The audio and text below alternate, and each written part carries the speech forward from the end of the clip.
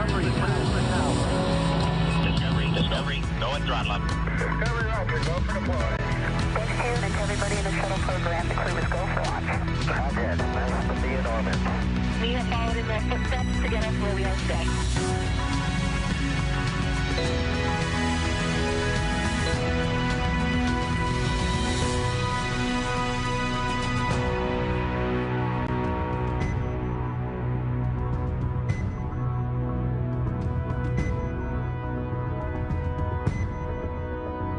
Hello, and thanks for tuning in to the NASA SpaceX Crew-9 mission, a long-duration rotational mission to the International Space Station for NASA astronaut Nick Hague and Roscosmos cosmonaut Alexander Gorbunov.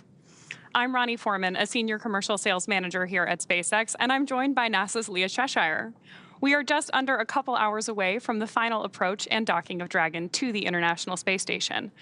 Overall, this will be Dragon's 44th visit to the space station and its 13th human spaceflight mission to the orbiting lab. Looking back over the last 24 hours, launch day preparations started early for our crew members.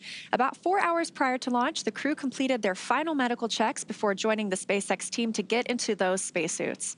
After suit up in the NASA operations and checkout building, the crew walked out, waving some final farewells to their family and friends waiting outside. That's always one of my favorite parts of the day.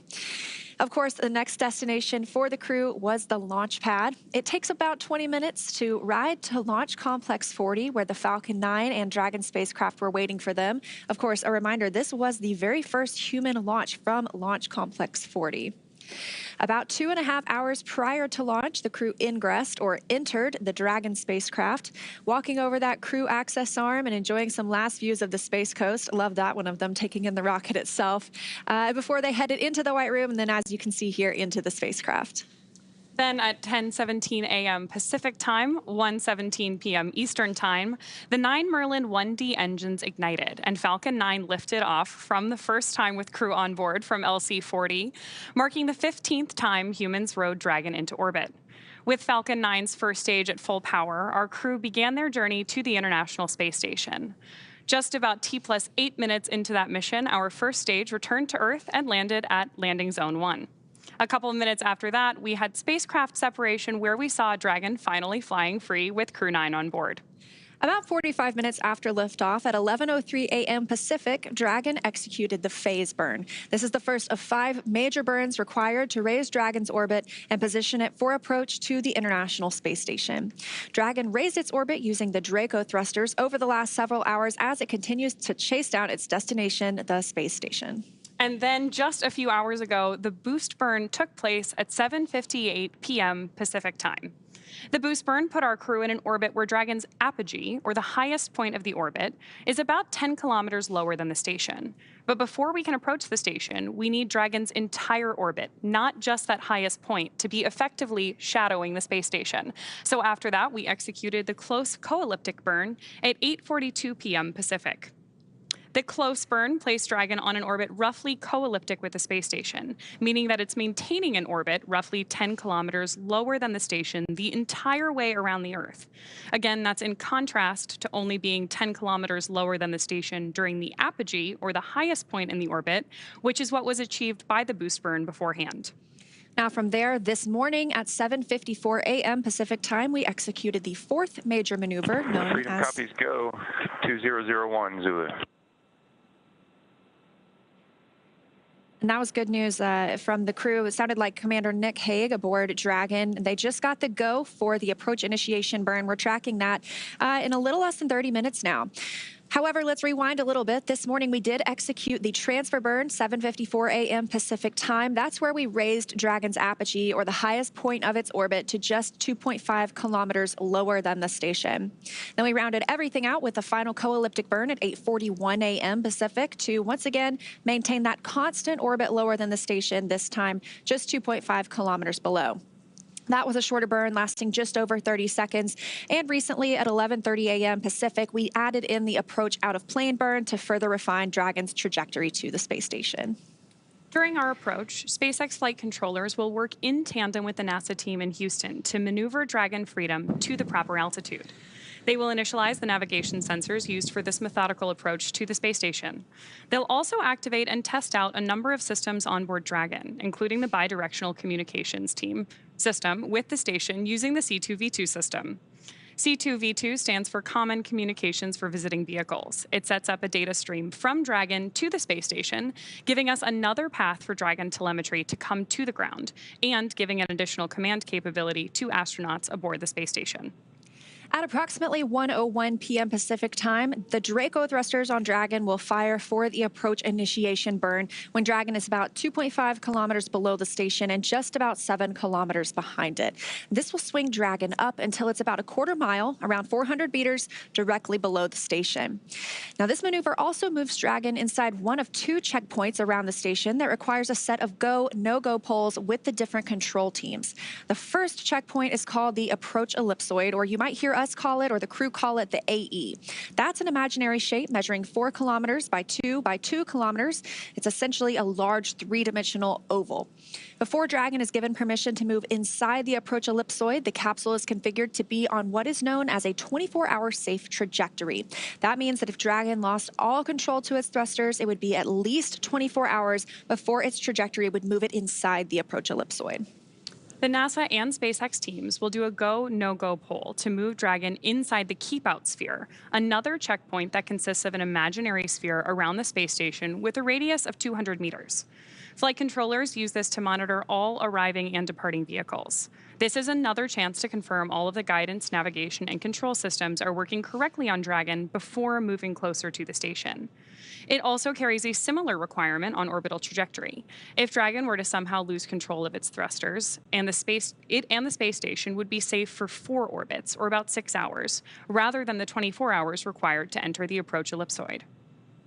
Once Dragon arrives at 400 meters below the station, it will be at what's known at waypoint 0. That will be our first checkpoint during our approach. The vehicle can hold here at 400 meters if needed, but if all of the systems check out, Dragon can continue its approach to waypoint 1. Dragon's move from waypoint 0 to waypoint 1 will swing it up and out in front of the station, arriving at a distance of approximately 220 meters. At this point, it'll be on what we call the docking axis. That essentially means it's directly in front of the docking port. Crew-9 today is headed to the forwardmost port on station, so known as Node 2 forward. Dragon has docked to Node 2, also known as Harmony, for all of our crewed missions so far, because that's where both international docking adapters are located, installed for these new commercial spacecraft flights, as well as any other future spacecraft that use the international docking standard. Once Dragon is just 20 meters away at waypoint 2, the spacecraft focuses on aligning its docking system with the international docking adapter. We may hear the call-out CHOP, which stands for Crew Hands-Off Point, a little less than 30 seconds before docking. At that point, any aborts will have to be done automatically by Dragon. And of course, the grand arrival today is when our crew arrives at the space station. Dragon will fly in and make contact with the International Docking Adapter, or the IDA, and that gives us what we call soft capture. The soft capture ring will then retract until sensors indicate it's time for 12 hooks to drive in place and give us a hard capture, and for firmly secure Dragon to its new home on the space station.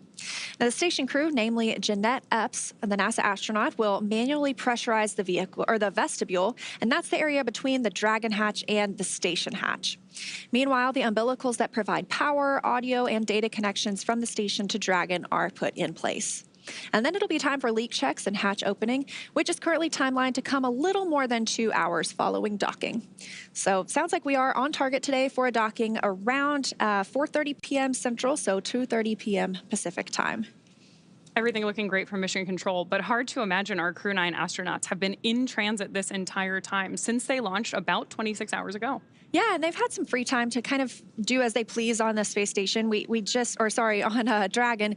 Now, they have the opportunity to eat some meals. They get out of those suits and the seats where we last saw them yesterday, get a little comfortable. You know, I heard they were looking out the window and enjoying the views. Obviously, who wouldn't?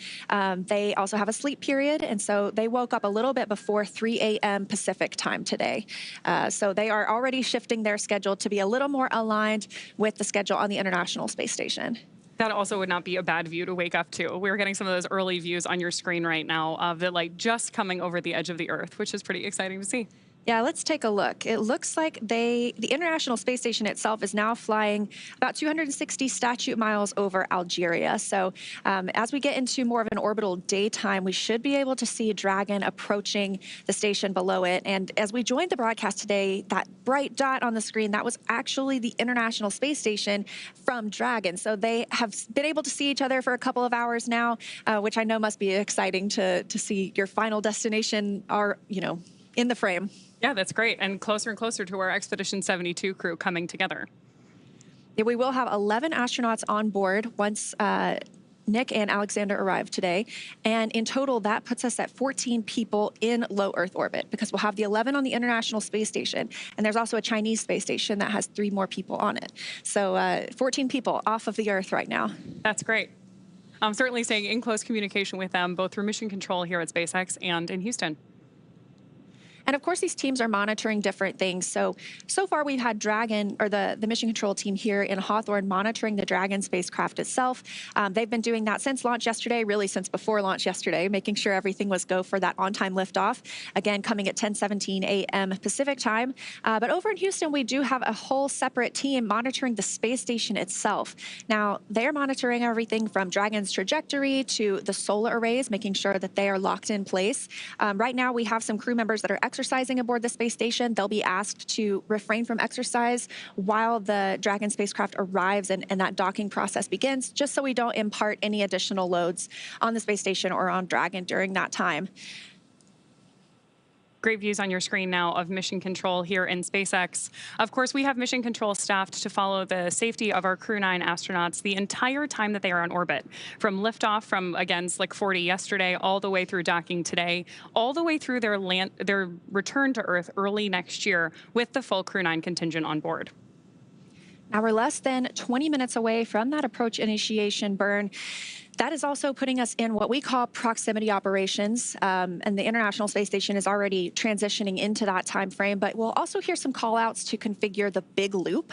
So what we hear on the ground, we've heard Dragon to ground this entire time. We really haven't heard the calls from the crew aboard the International Space Station down to the ground, but once we configure the big loop, it puts everybody on the same communications channel so that they can all talk at the same time as we get into these integrated operations. One of the cool things about a mission like this really is that we are in touch with people around the world supporting these astronauts. So the big loop, depending on how you define it, is really pretty big, including mission control here in SpaceX, of course, NASA Houston, and the International Space Station. Now, while we wait for our next milestone, let's take a moment to meet our crew. U.S. Space Force Colonel Nick Hague is your Crew-9 commander. He was selected by NASA as an astronaut in 2013, and this is his second spaceflight to the International Space Station. In 2018, he and his Soyuz crewmate experienced a catastrophic rocket booster malfunction after launch. They were forced to abort, but landed safely. 5 months later, Hague launched on another Soyuz and served as flight engineer for Expeditions 59 and 60. He spent a total of 203 days in space. SpaceX Freedom from Seat 2, ComCheck. Loud and clear, Nick, from C2. I've got you the same.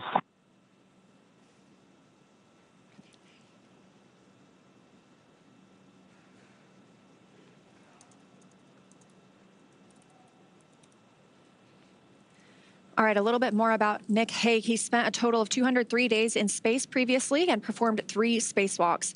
He's a Kansas native and a test pilot and a distinguished graduate of the United States Air Force Academy. Nick spent 5 months in Iraq with support of Operation Iraqi Freedom. He voluntarily transferred from the United States Air Force to U.S. Space Force in 2021 and is an active colonel. His wife, Katie, is a retired U.S. Air Force colonel as well, and they have 2 sons. To learn a little bit more about Nick, let's take a look at this video. The point of the human exploration of space is to benefit everyone on Earth. My name's Nick Hague, and I'm the commander for NASA's SpaceX Crew-9 mission to the International Space Station. Space is really hard. It's dynamic, it's unpredictable, and we've seen that play out over the last several months. But that's no different than the way it's always been. And so it's phenomenal to be part of a team that you see them respond to that and throw themselves at these new challenges and figure out ways to make it happen. It just makes you really proud to be part of the NASA team. I grew up on a farm out in western Kansas, looking up at the night sky, staring at the stars, dreaming about exploring space. At some point when you're growing up, the childhood dream of going to space transitions to a professional ambition. And for me, that time was at the test pilot school at Edwards Air Force Base. I've been to the space station before. My first launch was not quite successful, and we aborted about 2 minutes into the flight. So what was supposed to be a 200-day mission ended up being a 20-minute mission. I was able to try again 5 months later and complete the job that I was asked to do, which was go to the space station and spend 6 months on board. So I was part of expeditions 59 and 60. Our mission hasn't changed. It's to get to the space station, conduct research, and come home. How we're going to do that is going to look a little bit different. This time, we're going to launch with just 2 crew. We're going to have 2 empty seats for Butch and Suni, so that at the end of our mission, we're going to be able to bring them home. But one of the most exciting and challenging aspects of what lie ahead is how Alex and I are going to integrate into their crew. You know, they've been on the station for several months already, and it's going to be thrilling to be able to join them and get to work, doing that mission of discovery, conducting science, performing upgrades on the station, figuring out how to live and work, not just in low Earth orbit, but how we're going to do that when we go to the moon and on to Mars. Safety culture at NASA is so critical. We manage risk every day. Just being able to watch the agency navigate those decisions over the last several months and balance the risk and the safety of the crew and the well-being of the crew and the vehicle and the mission has been phenomenal. What is crystal clear in that entire process is the commitment to making sure that when we launch crews, we're going to bring them home safe. Houston, Matt 2. Go ahead on 2, Matt. You're confused by my last call. It's because it was unnecessary. That's a for reference procedure if we are not using past then. So disregard, please. We copy, and it definitely doesn't hurt. So thanks for the clarification. Good discussions there between Mission Control and our crew up in orbit. Next up, of course, we have Mission Specialist Alexander Gorbunov.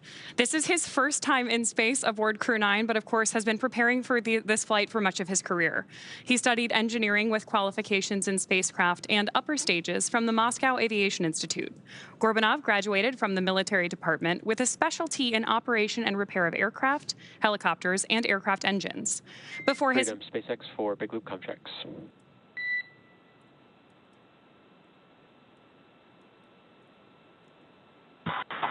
Freedom's with you. All right, I can confirm that the bidirectional link has been established. You are go to change your push-to-talk destination to ISS and initiate a comm check with SpaceX, Houston, and station.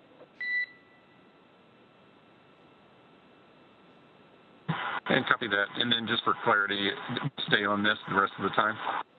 Affirm, I will be with you on space to ground the rest of the time through docking. Okay, copy. So I want to talk to you. You're on space to ground. Otherwise, from here on out, after we do the comm checks, we'll press with Big Loop comm, or like we're going to do the suit link checks over space to ground. Space to ground. So everything will be Big Loop from now on, just so you don't have to switch back and forth. So we have Dragon to ground and space to ground. We'll use Big Loop, which is space to ground. So you can keep it configured to ISS as your push-to-talk destination for the remainder of approach. Okay, just making sure. All right, switching over.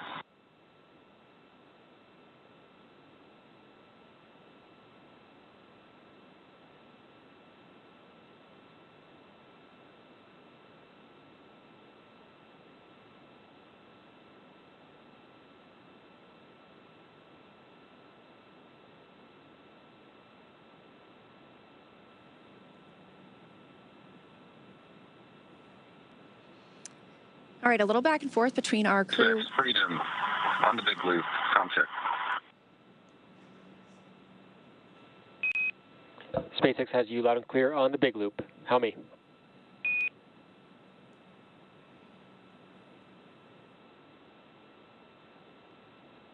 Got you the same. Houston, Freedom on the Big Loop, comm check.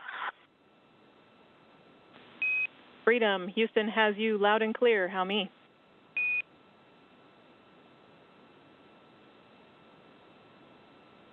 Catch you loud and clear, Houston. And station, Freedom, contact on the big loop.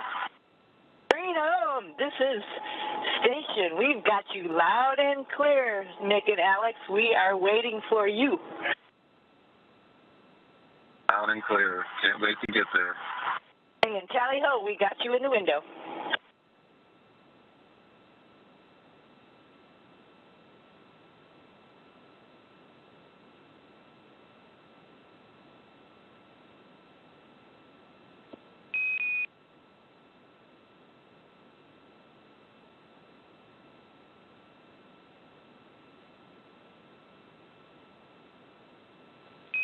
Freedom, SpaceX on the big loop. We'll call that comm checks complete. We will stay on this loop for the remainder of approach. All comms.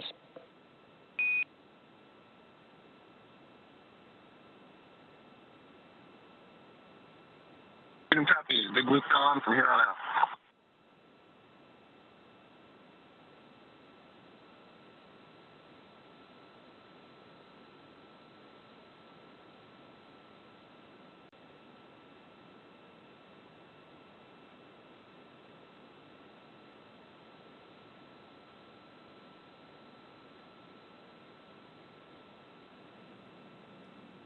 All right, we did hear those big loop communication checks complete. So we were just talking about the big loop. That is essentially this communications loop that allows all 4 parties to speak with each other at the same time. So for the past 24-ish hours, Dragon has been speaking to the core here in Hawthorne, but not radioing anything to the space station. And the space station has been speaking with the Capcom, or the capsule communicator in Houston, but not necessarily talking to Dragon. So once we get into these proximity operations, when Dragon is getting closer to the space station, that allows us to configure this loop where everyone can talk to each other at the same time. And we did hear that both Dragon, Freedom, and the space station are pretty excited to be able to see each other. So we are, again, coming up on that approach initiation burn that's really going to set things into motion this morning in just about 9 minutes now. It's really exciting. And you can also hear that enthusiasm from the astronauts on board the International Space Station as they make that confirmation of contact over the big loop with Crew-9 on board Dragon right now. Returning a little bit to the history of Alexander Gorbunov's path to flight today. Before his cosmonaut selection in 2018, he worked as an engineer for a rocket space corporation and helped support cargo spacecraft launches from the Baikonur Cosmodrome. Let's hear a little bit more about his career from Alexander himself.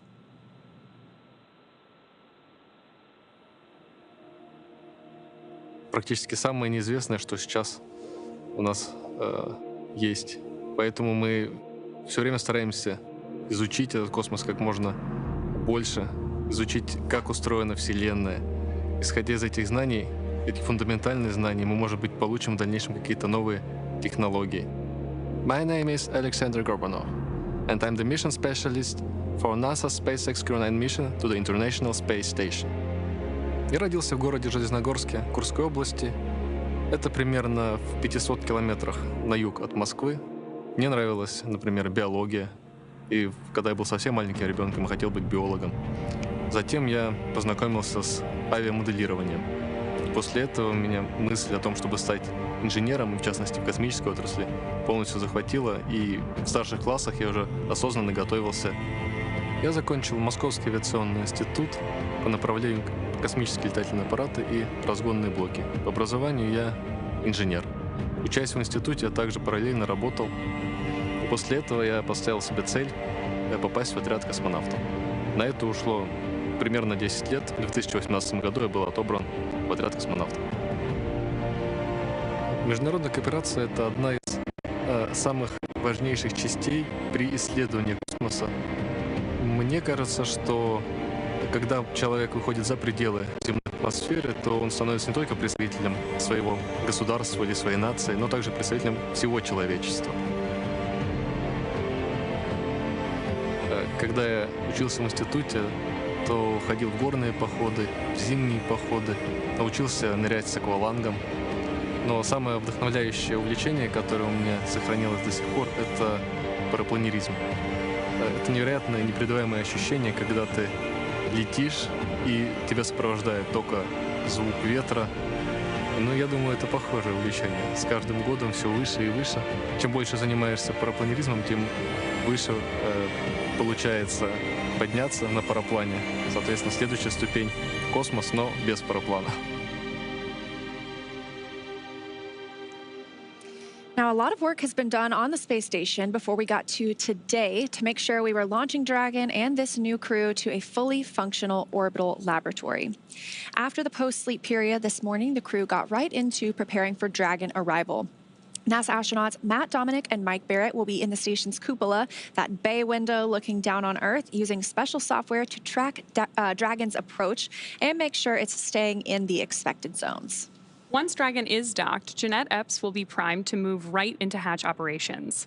She'll start by opening the large hatch at Node 2 forward, giving her access inside the pressurized mating adapter. The crew will then have to pressurize the vestibule. That's the small space between the hatches on Dragon and the space station. That vestibule is exposed to vacuum prior to docking, so the crew will need to fill it with air and make sure its pressure is nearly equal with the atmospheric pressures on Dragon and on the station. Epps will use a small valve on the station's hatch to slowly introduce air into the vestibule. Flight controllers here in Houston will monitor the pressure and temperature readings inside and verify that everything is leak-free before we get ready to open up the hatches. Of course, preparation began prior to crew arrival to make sure they have somewhere to stay. The astronauts have available temporary campout locations, known as casas, that they can stay in until we're back to our usual 7 people living and working on station. Yeah, so we're excited to get those 2 new crew members aboard and bring Expedition 72 up to 11 crew members for handover. So this is what Expedition 72 will look like once we have our Crew 8 return next week. These crew members arrived, obviously, we have Butch and Suni who arrived on Starliner. We have Nick and Alexander who are arriving today on Dragon. And then we have our other 3 crew members, including NASA astronaut Don Pettit, who arrived just a couple of weeks ago on a Soyuz spacecraft, and they are part of Expedition 72. I can't believe we're already up to 72 expeditions now, but we have had humans living and working in space for over 23 years continuously now. So if you are under 23 years old, there has never been a day of your life when all humans have been on the Earth at the same time, which sounds like, that's awesome. It's so sci-fi. It sounds like that's the future, really cool. But yeah. It's now. So right now, that Expedition 72 crew aboard the station is awake, and they are preparing for Dragon's approach, and they sound pretty excited about it, too. Yeah, they do. Speaking of Dragon, development of Dragon for crew started with Dragon carrying cargo. Dragon was designed from the beginning for flying humans to space, so much so that even the first Dragon had a window. Before we could fly humans, teams implemented a number of design upgrades to make sure both Dragon and Falcon 9 are suitable for flying people. Then we put both vehicles through thousands of tests to prove their safety. Dragon is capable of carrying up to 7 passengers to and from Earth orbit and beyond. It is the only spacecraft currently flying that is capable of returning significant amounts of cargo to Earth, and is the first private spacecraft to take humans to the space station. Dragon is fully autonomous, which means it can basically fly itself, but also features full manual override capabilities in case of an emergency. Now, we did just hear that the approach initiation burn just started, so that is about a 90-second burn. It did come a couple of minutes earlier than we were expecting it today, but so far it seems like everything is going well, and we are standing by for the burn completion. Again, this is really going to set things into motion for us today. This approach initiation burn moves, it happens when Dragon is about 2.5 kilometers below the station, just about 7 kilometers behind it, and that'll swing Dragon up until it's about quarter mile, which is about 400 meters directly below the station. And of course, each one of these maneuvers are about very gradually approaching station with Dragon, just to make sure that we approach slowly and carefully. Even though these vehicles look like they're moving quite slowly relative to each other, each one is traveling more than 17,000 miles an hour. Freedom SpaceX on the big loop. Nominal approach initiation maneuver complete.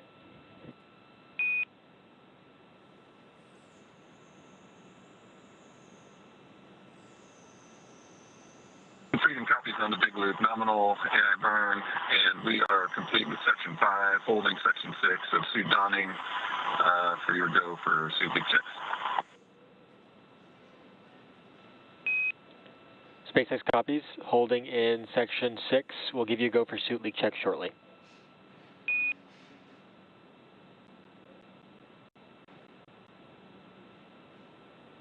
Freedom copies. All right, we love that word nominal. Always good. Everything as expected for the approach initiation burn. Again, about a 90-second burn. That's also eventually going to move Dragon into the approach ellipsoid, one of those invisible spheres or an oval that we monitor as spacecraft arrive and depart the International Space Station. It doesn't matter whether there's crew on board or whether it's a cargo spacecraft. This is kind of our boundaries or our neighborhood around the space station that all the flight controllers keep their eye on for anything that's approaching or departing. And that really a methodical approach to approaching station was a big part of how Dragon was designed from the very beginning. Like we were talking about earlier, whether it's cargo or crew, we always approach station in a really similar way. Now, speaking of these two vehicles, which are about to meet up in space, even though we had those earlier views where... Freedom, SpaceX on the big loop, looking for you're okay to come back on board with cameras.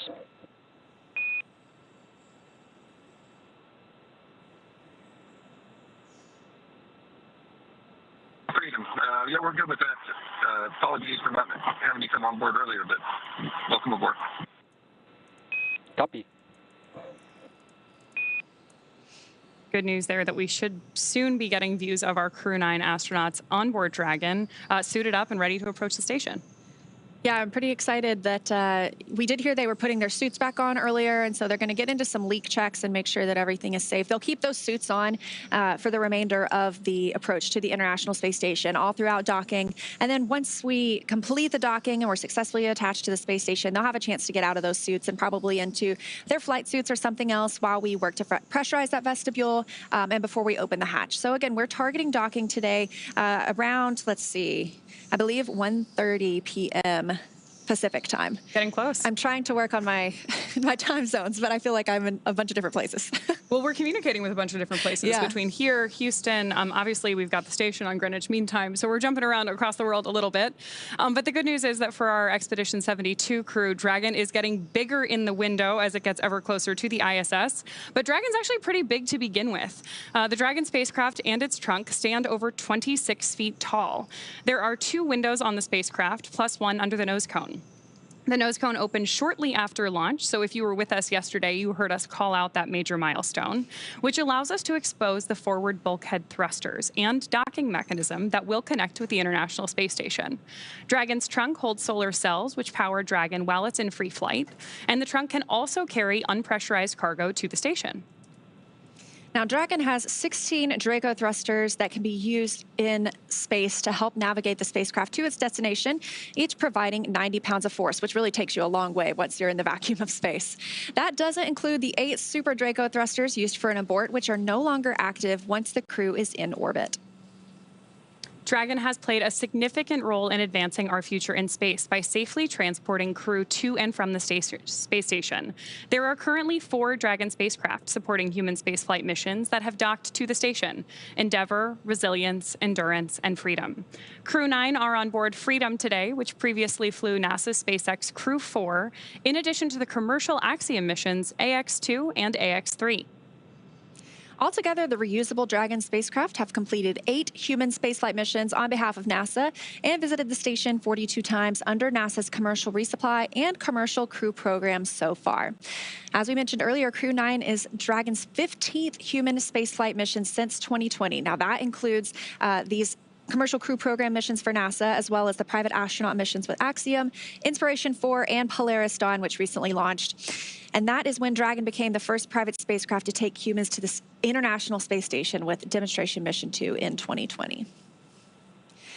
Now, you might be wondering, what do the astronauts do once they get to the International Space Station? And I can tell you they stay extremely busy.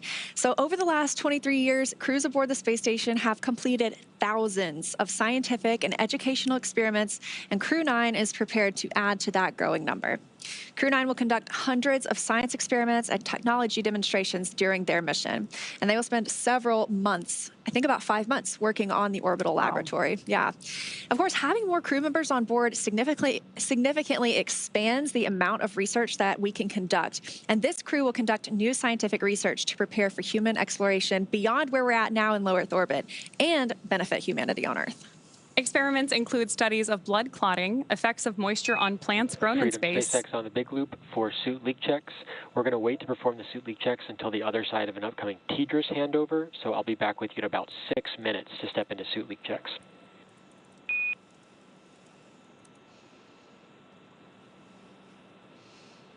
Single copies, we'll be ready.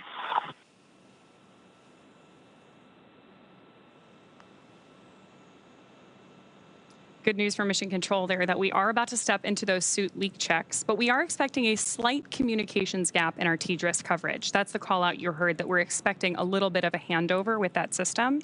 So what we're going to do now is wait before moving into that procedure just to make sure that we have constant communications throughout it. Speaking of things that are happening constantly, back to our experiments on board the station, we're also going to be studying vision changes in astronauts. Those are just a few of more than 200 scientific experiments and technology demonstrations taking place during this mission. These projects span a wide range of disciplines, from life and physical sciences to advanced materials, technology development, in-space production applications, and even student-led research, which are always some of my favorite experiments. Results from those studies will bring value to humanity both on Earth and in space, further our ability to explore, and enable a robust market in low Earth orbit. So let's break it down a little bit more and talk specifically about some of the experiments that will be happening while Crew-9 is aboard the space station. The megakaryocytes orbiting in outer space and near-Earth research experiment investigates how environmental conditions affect the development and function of megakaryocytes and platelets. I had no idea what megakaryocytes were, but they are large cells found in bone marrow and platelets, and pieces of these cells play important roles in blood clotting and immune response. Results could provide critical knowledge about the risk of changes in inflammation, immune responses, and clot formation in spaceflight, but also here on the ground. It is amazing to me how different the microgravity environment is, and that it gives us the opportunity to study these Earth-based processes in a way that help our astronauts, but also people here on Earth. Yeah. In addition to a lot of those biologically oriented experiments, the Neutron Star Interior Composition Explorer, or NICER telescope for short, on the exterior of the space station measures X-rays emitted by neutron stars and other cosmic objects. Through that, they're helping to answer questions about matter and gravity. In May of 2023, NICER developed a light leak, which is allowing sunlight to interfere with daytime measurements. Special patches have been designed to cover some of that damage, and those will be installed during a future spacewalk, returning the instrument to around-the-clock operations. And that's a plug for me. If you've never watched a spacewalk, if you've always gotten to watch a launch or a docking, but you've never taken the time to tune in when we have 2 crew members outside of the hatch, I have to encourage it. It is some of the most incredible work from the teams on the ground to the teams on the space station and, of course, the crew members outside. So it sounds like we're going to have some of those coming up to conduct that experiment and that installation. So keep an eye on blogs.nasa.gov or just nasa.gov in general for when you can look to watch any spacewalks. Back to some of the research. Some astronauts experience vision changes, and it's a condition that we call SANS, or spaceflight-associated neuroocular syndrome. There's a B complex investigation testing whether just a daily B vitamin supplement can prevent or mitigate this problem and assess how genetics may influence individual response. Now, one of those variations could be related to a metabolic pathway that requires B vitamins to function properly. And when we have inefficiencies in this pathway, it can affect the inner lining of blood vessels, and that can result in leaks that actually may contribute to vision changes. So providing B vitamins that are known to affect blood vessel function positively could minimize issues in who we find to be genetically at-risk astronauts. As people travel farther from Earth for longer, growing food also becomes increasingly important. Scientists conducted many plant growth experiments on the space station using its veggie hardware, including Veg-01B, which demonstrated that outrageous red romaine lettuce is suitable for crop production in space. Plant Habitat 07 uses this lettuce to examine how moisture conditions affect the nutritional quality and microbial safety of plants. The advanced plant habitat controls humidity, temperature, air, light, and soil moisture, creating the precise conditions needed for this experiment. I absolutely love the veggie experiments. I think they're some of the most visual experiments that we have on the International Space Station. We have grown everything from zinnias. I don't know if you recall when... Those are beautiful photos, too. They're so beautiful. If you haven't seen them yet, astronaut Scott Kelly, he spent about a year in space, and he grew some zinnias and took some beautiful pictures in the cupola. And it's just such an amazing contrast of, Earth and space, and it's so you can hardly, I mean, you can't live in just outer space. And here are these beautiful zinnias inside our our beautiful habitat of the space station. So those are amazing. And they've also grown some chili peppers, which chilies are my favorite. So this is my favorite experiment that's ever been done on space station, just because I think it would be fun to get to grow something and then eat it in space. Yeah. And of course the lettuce too. I mean, everybody loves a fresh salad. So, I mean, I won't say everybody, but I do. Now, there are currently nine astronauts and cosmonauts living aboard the International Space Station. They are Expedition 72.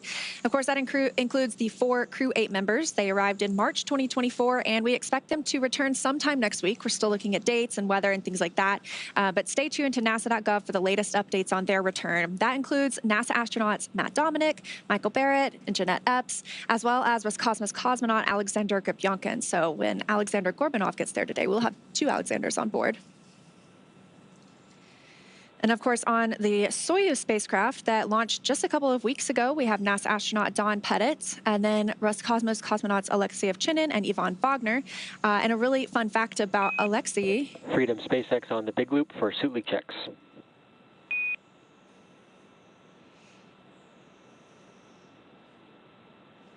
Freedom is with you. All right, Nick, you are go for suit leak checks per 4.011.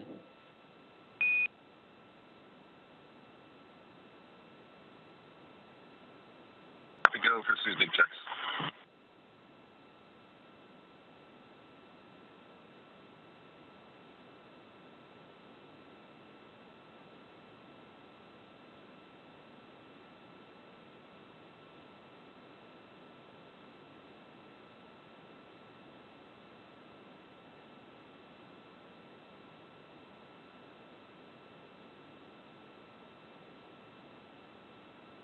SpaceX Freedom on the big loop. Section 2, 2.2, ready to pressurize.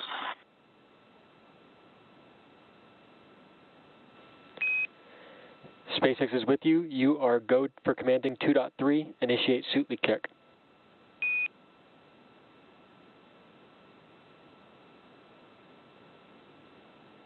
Freedom, Captain, go.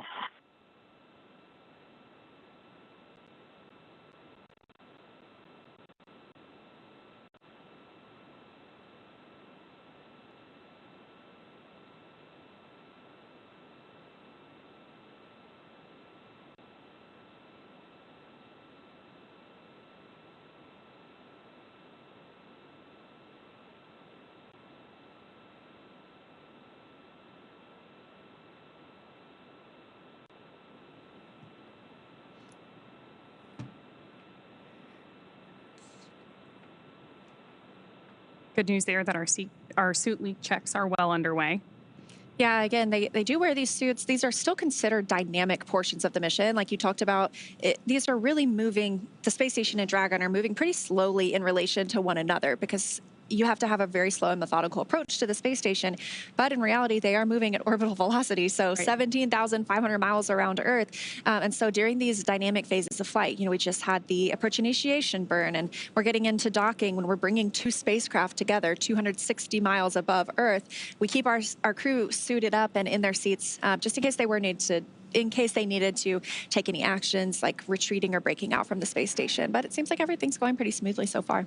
Yeah, everything is going well today, but one of the cool things about the suits that the astronauts are putting on right now and doing those leak checks on is that they really are designed to keep the astronauts safe in the event of an emergency. The material and everything on board the suits is designed for the off-nominal case so that even though hopefully everything goes the way it is today, really nice and smooth, we're ready for those off-nominal scenarios if they were to occur. And those suits are custom tailored for each crew member. And they also provide different things. So there's an umbilical on the suit that connects to the seat itself. And when they were getting suited up yesterday, there's kind of a little briefcase that it can help connect to as well. And that provides them things like cooling. That's also their communications outlet. So they have the ability to get in those suits and have communications through their helmet. When they are floating around the spacecraft, there is a microphone that they can grab and use at any time. So they don't have to stick their head in the helmet really quickly if they want to talk to somebody. But it does allow continuous communication for the crew with anybody here on the ground. which is great because that's how we're able to hear them through the big loop right now.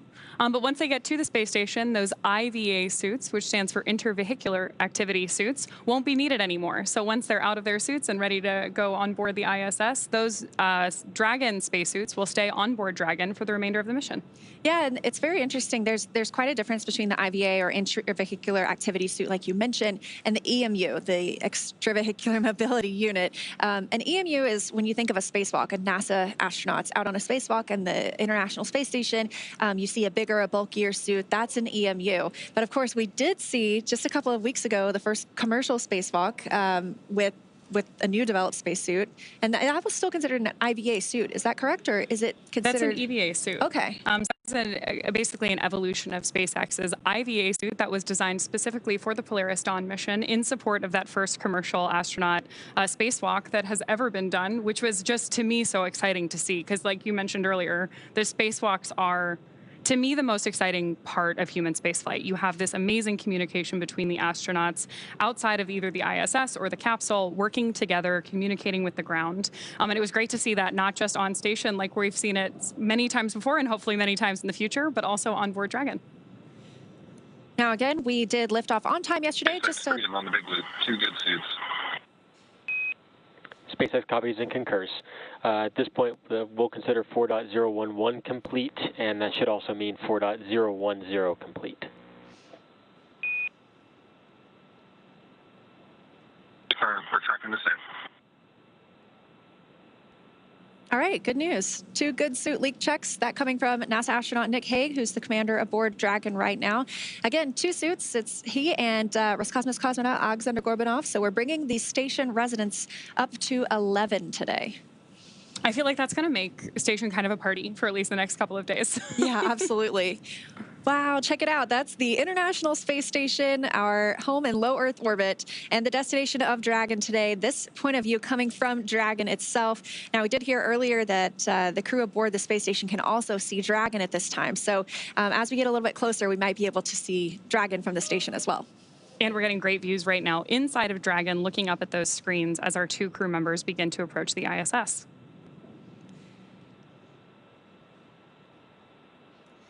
Now, as we mentioned, we are here in Hawthorne at SpaceX, and we have Mission Control Hawthorne just over to our left, monitoring everything aboard the Dragon spacecraft itself. But we have 2 spacecraft in this game today, the other one being the International Space Station in low Earth orbit. So for a little update in that side of the house, I'm going to toss it over to my colleague, Gary. Hey, Leah and Ronnie, it is so great to be with you. We're over here at NASA's Mission Control Center in Houston, Texas, following along with the operations of Crew-9, Nick Hague and Alexander Gorbunov on the way to the International Space Station. We just heard an update that they had a great suit leak check, and we are counting down to the approach initiation mid-course maneuver. This is a maneuver that allows the Dragon spacecraft any course correction maneuvers necessary to align ourselves with the next waypoint, waypoint 0, right underneath the International Space Station. That allows for the next series of maneuvers, which Leah, you and Ronnie have both went over beautifully to sweep out right in front of the International Space Station in preparation for docking. In the meantime, the teams here in Mission Control Houston are preparing for the docking of the 2 crew members to the International Space Station to bring the orbiting complex's population up to 11. So in the past couple of hours, NASA astronaut Butch Wilmore got a head start on preparing some of the monitoring tools that are necessary from the inside of the International Space Station. While the 2 crew members are approaching the International Space Station, they're going to have help from across the United States, but also from aboard the orbiting complex.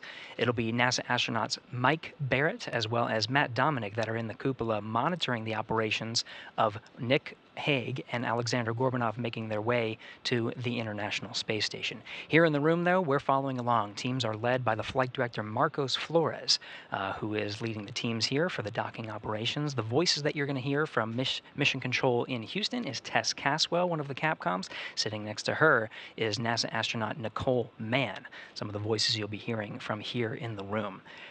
The space station has to be prepared in such a way to receive the Crew-9 Dragon Freedom, and so the ISS itself is being configured for its docking attitude.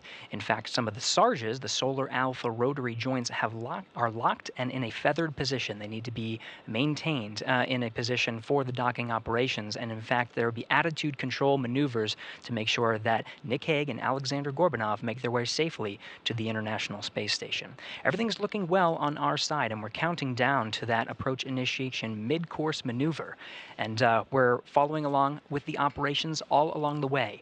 Very soon we'll be entering inside the approach ellipsoid. Right now we've been undergoing joint operations, but once we're inside the approach ellipsoid, we're operating by joint flight rules, and we'll make those incremental steps to get those 2 crew members docked and on board the orbiting complex. With that, everything's looking good from here in Mission Control Houston, so I'll send it back over to you both in Hawthorne.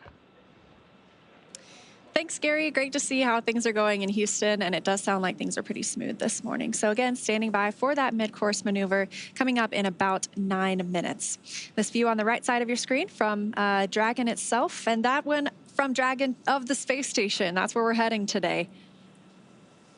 It's really looking great. It has to be exciting after this whole journey. Again, beginning yesterday, if you happen to join us for yesterday's webcast, we did lift off from Space Launch Complex 40 at Cape Canaveral Space Force Station just about 27 hours ago now. And our Crew-9 astronauts have been making their way to the International Space Station. Right now, everything is looking good, and we are tracking an initial contact between Dragon and the space station, which is expected here in just a little bit more than an hour. If you take a look inside, you can see those 3 crew displays. That's how the crew is monitoring their approach to the International Space Station. They were able to watch the launch and rendezvous all the same way. They do not need to take command over anything during this time. They do have the ability, though, if needed, to take command, but it is a fully autonomous ride. And then on the left, you can see Dragon from the International Space Station. Let's take a look. It looks like they are flying 269 statute miles over the Tasman Sea in an orbital daytime. Great views here of both vehicles on your screen. Again, if you are just joining us, that is Dragon on the left-hand side and the ISS on the right. Of course, as we get a little bit closer to docking, Dragon's actually going to swing up in front of the station to approach the Harmony module, which means that as great as this view of Dragon with the Earth in the background is, we are not going to have it as we get closer to docking because we are going to move up into that approach axis. And once Dragon gets to the Harmony module, it'll be docking on the Node 2 forward port. That's the most forward port on the International Space Station.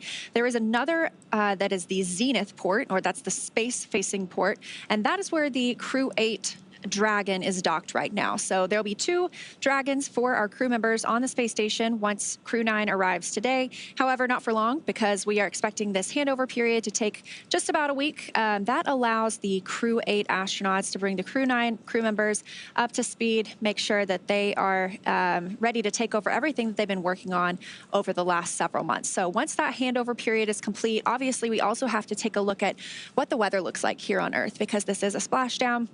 Need to make sure everything is good around the coast of Florida, whether that's on the Gulf side or the Atlantic side, whatever we choose to target for the return of Crew-8 before we send 4 crew members home. And that'll bring us back down to 7 people living and working on the space station. Now, we've had 9 most of the summer with Butch and Suni joining the space station crew, but once we say farewell to Crew-8, we'll be back down to 7, and we consider that typically like an average number or an average complement.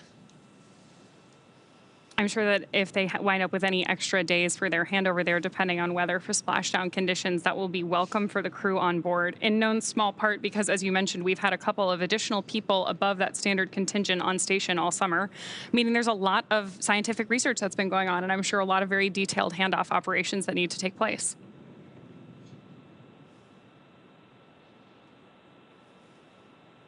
Now, again, I mentioned we are in an orbital daytime right now, and so the International Space Station sees about 16 sunrises and sunsets a day.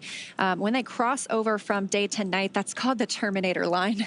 And so they see a beautiful sunrise, and we have that for about 45 minutes before they move into a nighttime.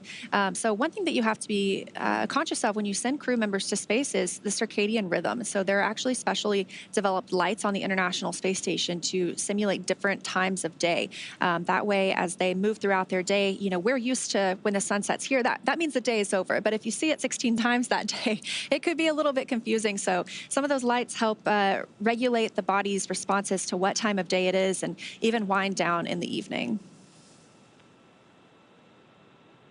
It would be incredible to get the opportunity to watch sunset every 90 minutes, though. I think that would be an exciting aspect of being on space. You would have to pull me out of the cupola. Now, I just got an update that the mid-course maneuver is in work, so we are standing by. Again, a small burn like this one just helps us retarget or realign the International Space Station as we continue moving ever closer. If you squint really hard on the left side, you can see that the nose cone is open on Dragon. That happened shortly after launch yesterday, maybe about 12 minutes after launch or 13 minutes. We started opening that nose cone, and that protects the hatch while we are launching. But once we're in space, obviously we want that exposed so that as we get to the space station today, we can connect the two spacecraft together and eventually welcome our 2 new crew members on board. The next major milestone we're tracking on our flight today is expected to be Dragon's arrival at waypoint 0. Just about 20 minutes from now. Again, waypoint 0 is going to be one of those first checkpoints during our approach to the station. Dragon can hold there at 400 meters at waypoint 0, but if all of its systems check out, Dragon can continue on its approach to waypoint 1. Now, waypoint 1, or the Dragon's move from waypoint 0 to waypoint 1, that swings it up and out in front of the station, arriving at a distance of approximately 200 meters, and 220 meters, I should say, because that puts it on what we call Freedom. SpaceX on the big loop. Mid-course correction maneuver is complete. Performance nominal. The trajectory has converged on waypoint 0.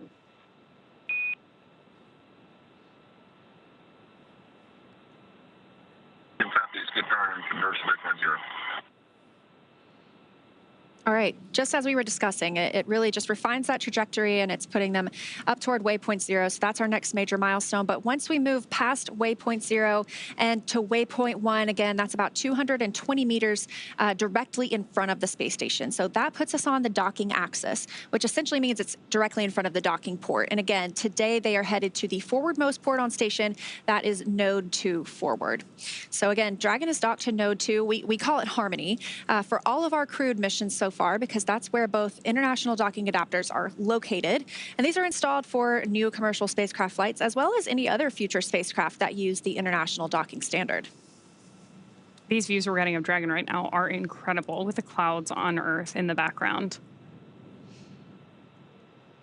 Yeah, let's take a look. It looks like they are actually flying 264 statute miles just north of New Zealand. So if we didn't have those clouds, we might have gotten a really beautiful look at New Zealand below. I'm sure they'll get plenty of chances over the next 5 months as they look out the cupola. Moving forward in our timeline today, once Dragon is only 20 meters away at waypoint 2, the spacecraft focuses on aligning its docking system with the International Docking Adapter, or IDA for short. We may hear the call out CHOP over the nets, which stands for Crew Hands Off Point, a little less than 30 seconds before docking. At that point, any aborts would have to be done automatically by Dragon. Of course, once we get that close to the space station, the next major milestone is crew arrival, so docking. Dragon will fly in and make contact with the International Docking Adapter, and that's what we call soft capture. That soft capture ring will then retract until sensors indicate it's time for 12 hooks to drive in place and give us the hard capture that will firmly secure Dragon to its new home on the International Space Station. The space station crew, it'll be mainly NASA astronaut Jeanette Epps, will manually pressurize the vestibule, or the area between the Dragon Dragon hatch and the station hatch. But I feel like we always see a handful of crew members floating in and out, helping out with that effort. I think it's a pretty exciting time for everyone when new folks arrive at the station.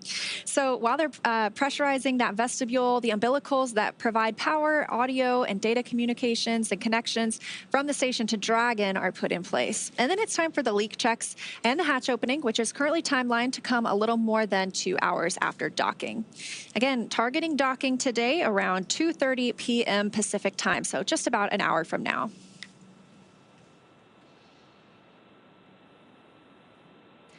Now, our next call-outs we expect to hear a little less than 7 minutes from now are the go and no-go for waypoint 0 approach.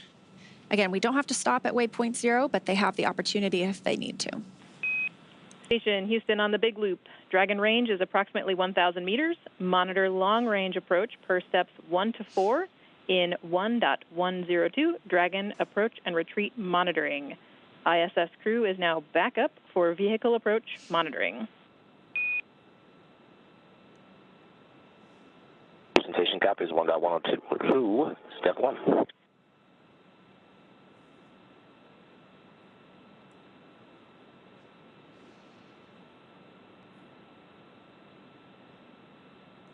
Currently aboard the International Space Station itself, it's about 8 p.m. because they use GMT or Greenwich Mean Time. And so it is winding down most of the day for our crew members on orbit. However, like we mentioned earlier, NASA astronauts Matt Dominic and Mike Barrett will be in the cupola and helping to monitor the arrival of Dragon. But as we just heard, a reminder that really Nick and Alexander are prime for monitoring the arrival of their spacecraft. The crew on the space station could send any retreat commands to Dragon if they absolutely needed to, but we expect that our crew members inside the spacecraft itself would be primed for that.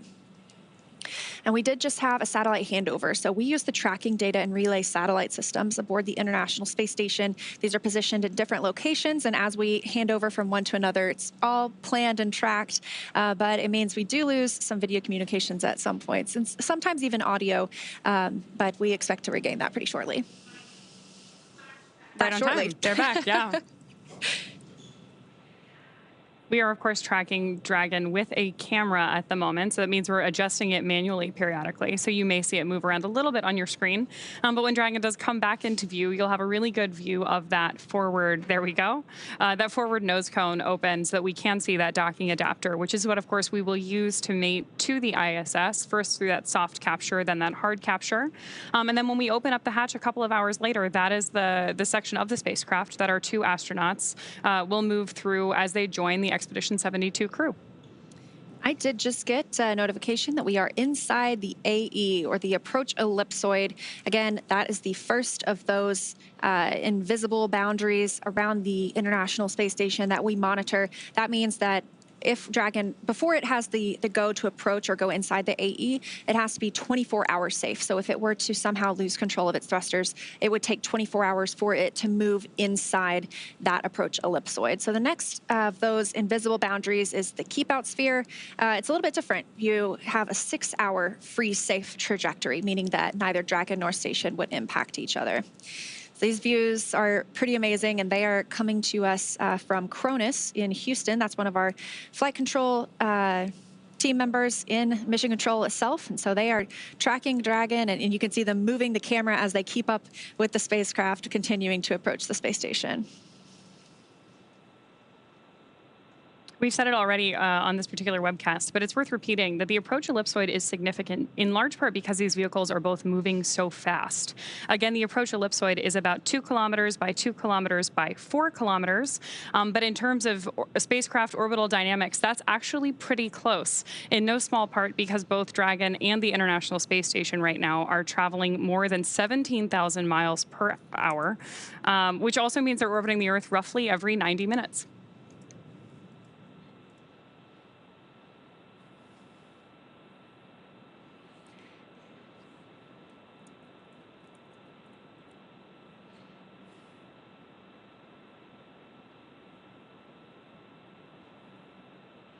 And again, I just mentioned that these views are coming from the Cronus console. I have the full definition now. That one's always hard for me to remember, but it stands for Communication Radio Frequency Onboard Network Utilization Specialist. So you can't blame me if I can't spat it out right away. But yes, our team members at that console are providing us great views of Dragon and usually do such a great job. Freedom SpaceX on the big loop. Ground is go for approach 0 and we'll be enabling the maneuver shortly. Expected approach 0 start at 204530 Zulu.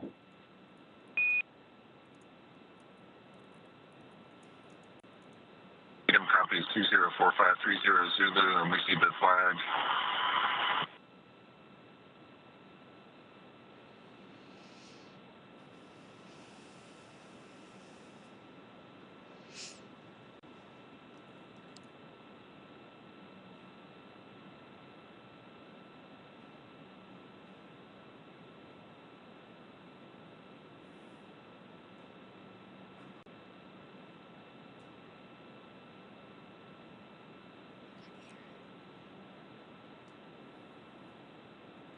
All right, so a little bit about this mission. You know, we have what most people are familiar with is the idea of a mission patch. These have gone back generations. But if you don't know how they come to exist, for decades now, crew members have worked together to develop the patch for their mission, and they determine what aspects of the mission they want to highlight and any special details they'd like to include. Now, the crew themselves can design their patch, or they can share their design ideas with an artist who make it come to life. The Crew-9 mission patch, which you have a great view of on your screen right now, depicts the trail of a rocket launching en route to the International Space Station, which will be home for long-duration expedition dedicated to service, science, and collaboration. Coastal waves are inspired by the historic Florida launch site and on a larger scale represent our blue planet, the global ocean, which you get a live view of right now, connecting all the continents. And then a falcon with the number 9 as its beak and a crescent moon as its eye is a nod to the Falcon 9 rocket, while the constellation Draco honors the Dragon spacecraft that is taking Crew-9 to their destination and that we are watching live from space right now. The Delta symbol, which was first used in 1961, evokes historic ties to the earliest days of space endeavors.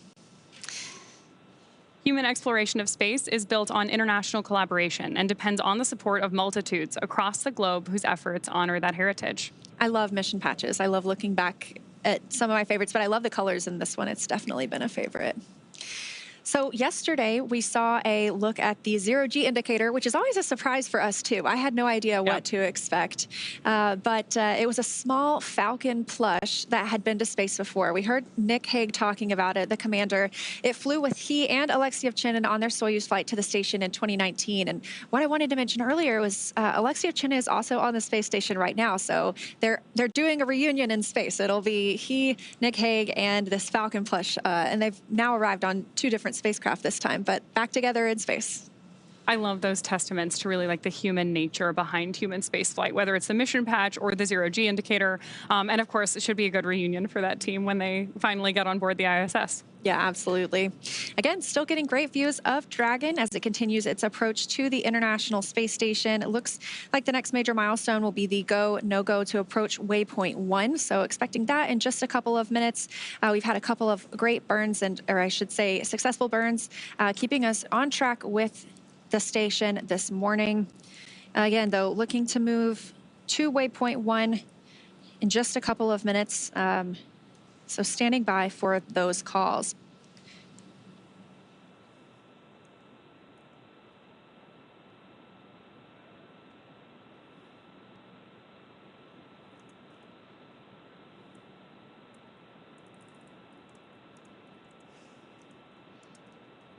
The zoom out we're getting on Dragon right now is really putting in perspective the size of the capsule relative to the Earth behind it. Yeah, absolutely. When you're zoomed in so close, and it's a testament to how good the cameras are outside the space station too. You could see every little detail almost, and they're still pretty far away. So they've not quite reached waypoint 0 yet. We're going to be waiting for that go no go for waypoint 1, as I just mentioned, in just a couple of minutes. But they are still a little bit away from the space station. Again, they'll be swinging up and out in front. So pretty soon we will lose those views of Earth behind Dragon as it becomes out in front of the space station. So we have to enjoy them now while we have them. Yes. All that being said, Dragon is still really moving pretty fast as it approaches the station. Just a couple of minutes ago, we heard the call out from Mission Control that they were about 1,000 meters away. And again, waypoint 0 is just 400 meters away. So we're moving pretty quickly considering how big Dragon and the ISS both are.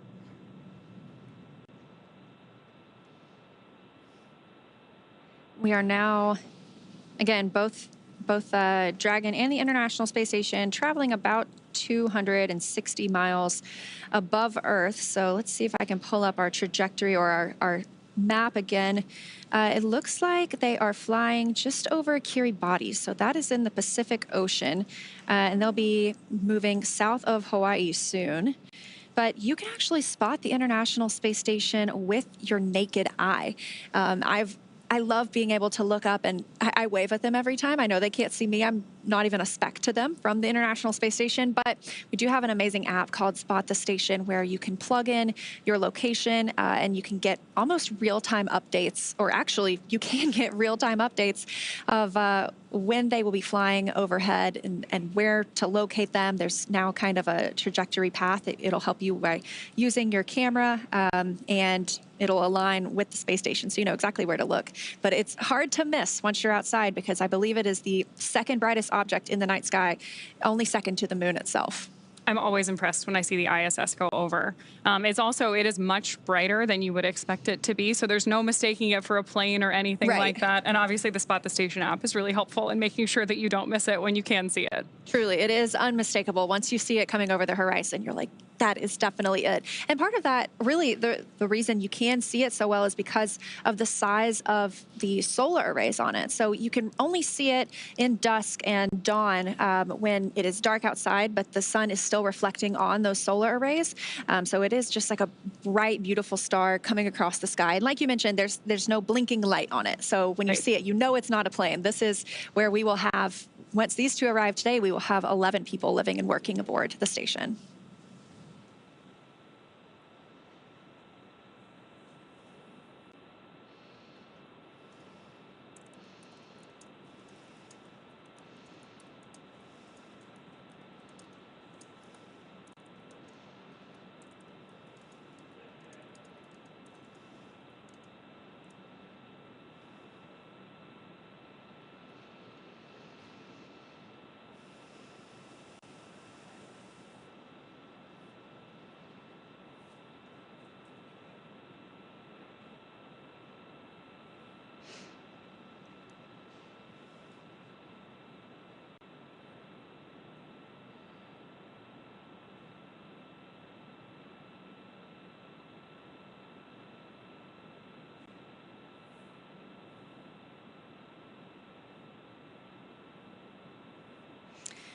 Now, again, just a recap of where we've been so far. Yesterday, we launched on time at 10:17 a.m.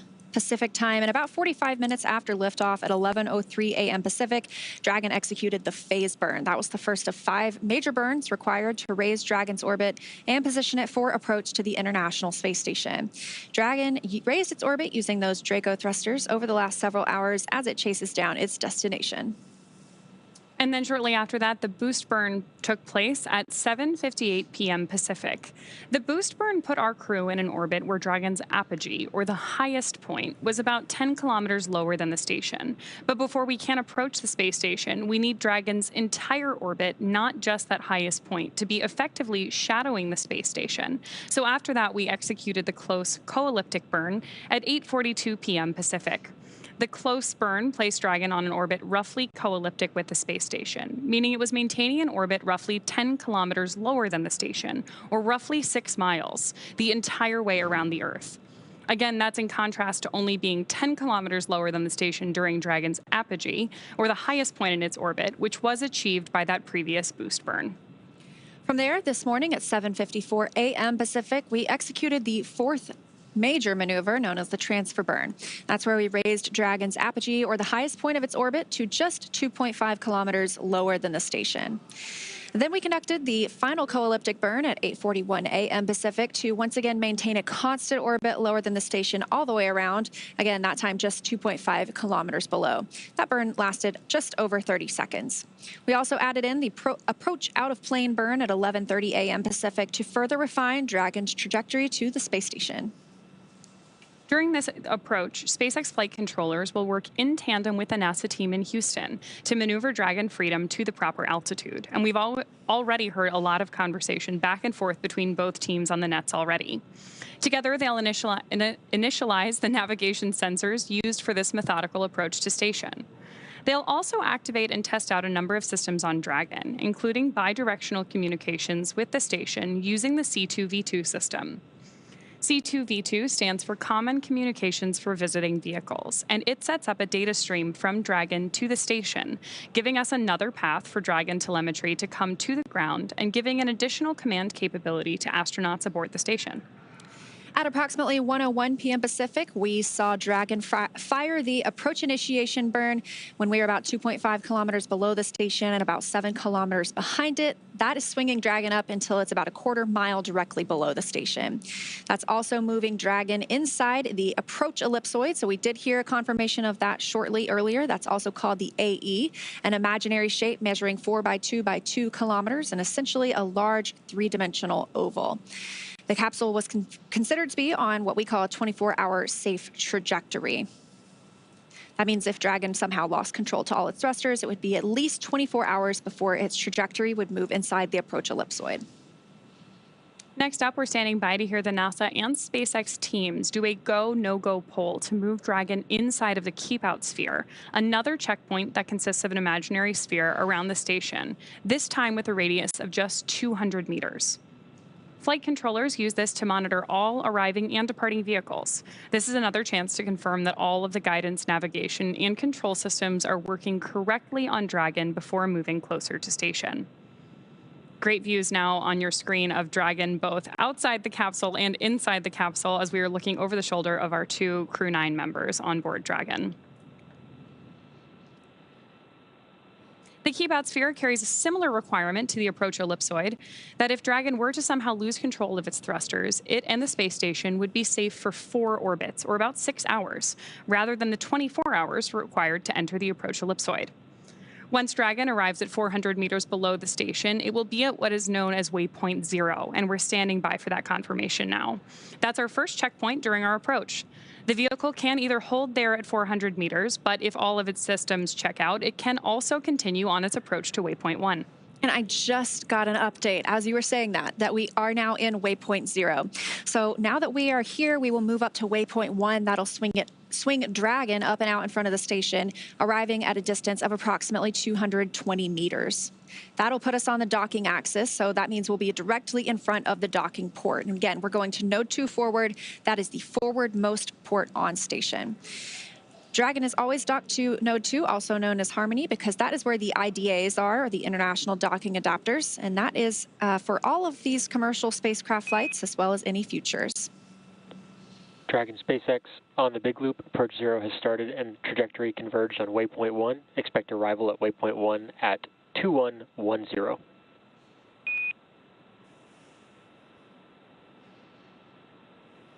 Copies. Arrival at 2001.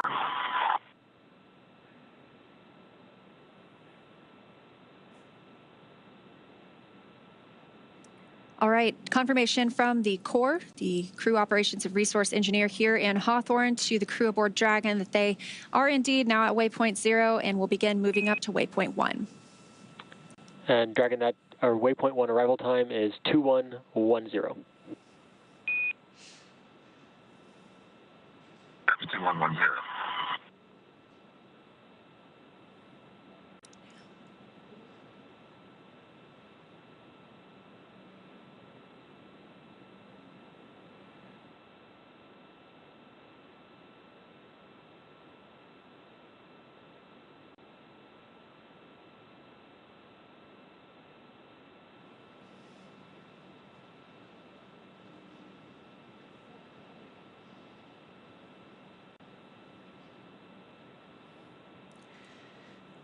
All right, confirmation. We did just reach the waypoint 0 milestone, and we are now heading up to waypoint 1. We'll be swinging out and in front of the space station, so enjoy those views of Dragon with Earth behind it, because we will soon be losing those, as we will see Dragon with space behind it, bringing it out in front of the International Space Station. And it sounds like we can expect that arrival in about 22 minutes at waypoint 1. So to give us a little more of insight of what's happening on the space station side of things, I'm going to toss it over to my colleague, Gary Jordan in Houston. Gary, how's it going?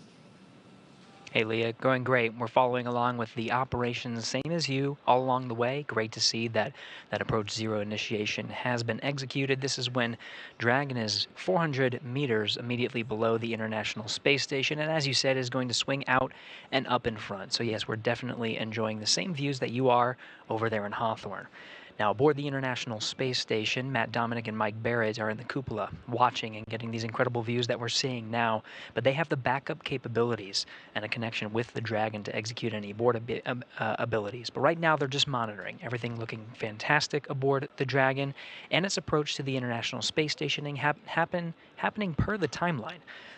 And we're expecting a docking time around the expected time at this hour, 4:30 p.m. Central Time. Now, as the Dragon swings up and around in front of the International Space Station, we can confirm that the space station itself is in the docking attitude. Thrusters have been moved over to the Russian thrusters, and the attitude is in an expected configuration optimal for the docking of Nick Hague and Alexander Gorbunov to the International Space Station, which you're seeing there on the screen to your right. And of course, seeing views of the International Space Station all along the way.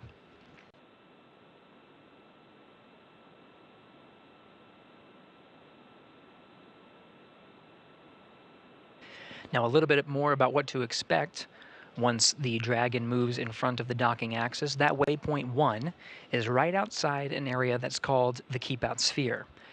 Now, outside of that, you're hearing these go, no-go polls, and we're providing updates of the joint teams that are working together to make sure that the crew is safely approaching the International Space Station, and all requirements are being passed before proceeding to go to the next milestone. That milestone of waypoint 1 is just outside the Keep Out Sphere. Once we're inside the Keep Out Sphere, which is about 180 meters away from the International Space Station from the docking axis, then we're in a new set of flight rules. We'll plan to pause at about the waypoint 2 marker. This is just about 20 meters in front of the docking axis. If everything looks good, it'll just be a short changeover in the mode to enable the final approach for contact and capture with the forward port of the International Space Station. From there, we'll say farewell to our colleagues over that you are covering over there in Hawthorne, in SpaceX Mission Control with Leah and Ronnie, and we'll take the coverage here in Mission Control Houston to oversee the hatch opening and welcome ceremony operations. There's a few hatches on board the International Space Station that we need to pass. There's the Dragon hatch itself, of course, but there's also an 8-pass hatch that's on the other side of that hatch, as well as the Node 2 hatch. 3 hatches to get through until the 2 crew members aboard Crew-9 can be welcomed by the 9 crew members aboard the International Space Station. But as mentioned, the International Space Station is in the right configuration, the docking configuration, and will remain as such. The view that you're seeing on your screen where the space station is pointed, it will remain pointed in that position. You can see the solar arrays that are sort of the wings from this perspective of the Crew-9 Dragon Freedom vehicle. Those solar alpha rotary joints that control the solar arrays on the International Space Station have been locked, and they'll be in that position to avoid any uninterrupted communication and maximize our TDRS coverage views and the beautiful views we're getting from both the station as well as the Crew-9 Dragon, and minimize any interference with any of the thrusters that are on board. Now, in the dual view you'll see the views from the station and the Dragon get incrementally interrupted. That's expected as both vehicles are traveling 17,500 miles per hour. Dragon cabin views are enabled by ground stations positioned strategically around the Earth. So we'll be sharing some of the views from inside the Dragon cabin as we get them, as they are beautiful views, and it's wonderful to see over the shoulders of Nick Hague and Alexander Gorbunov the views of the internet from the International Space Station that we're seeing now as Crew-9 Dragon passes over the Earth are covered by the tracking data and relay satellites. These are satellites that are positioned in a geosynchronous orbit approximately 23,000 miles from the Earth, whereas the vehicles we're seeing now are approximately 250 miles. Now you see we'll be having some intermittent loss of that video coverage. That's expected. As we orbit the Earth, the antennas will be hopping from one of the TDRS satellites to the other, and we'll be providing as much coverage as we can. During docking operations, we do make sure that our KU band frequency capabilities to provide the beautiful video that we see is maximized, but we will have incremental loss, and so we're experiencing that now as we continue with ground station coverage from the Dragon itself, providing these views of the International Space Station. As Dragon swings out and up in front of the International Space Station, we're starting to get views of that Zenith port, where the other Crew Dragon is docked. That's Dragon Endeavour docked to the Zenith port of the International Space Station. The Crew 8 astronauts on board will be welcoming Nick Hague and Alexander Gorbunov soon after docking, but they'll begin a 7-day handover period until they undock at approximately October 7th is the date that we're currently tracking for the earliest opportunity for Crew 8 to undock and splash down off the coast of Florida, returning the 4 astronauts home and cosmonauts.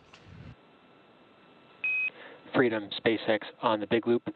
We're going to be commanding an increase to our C2V2 rate. We'll have a temporary drop in C2V2 return from Dragon for a little bit. Freedom copies.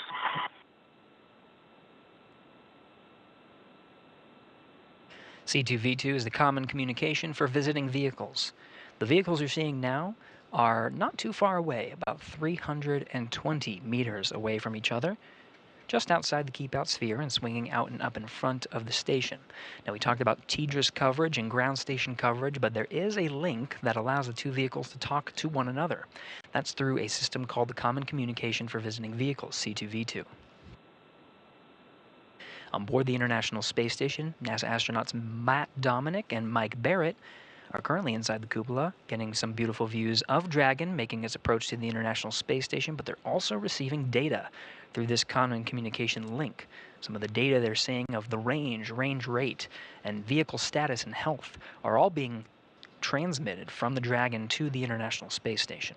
Status of that link will be provided over the Dragon to ground and its big loops, Dragon to ground loops and big loops, as we make our way around the Earth and continue with our coverage of the approach and docking.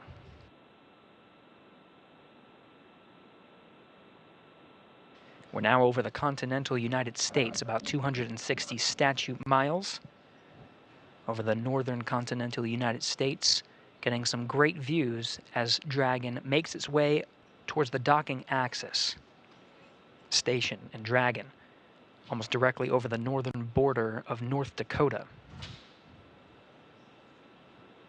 We're getting views in the distant southern Canadian landscape.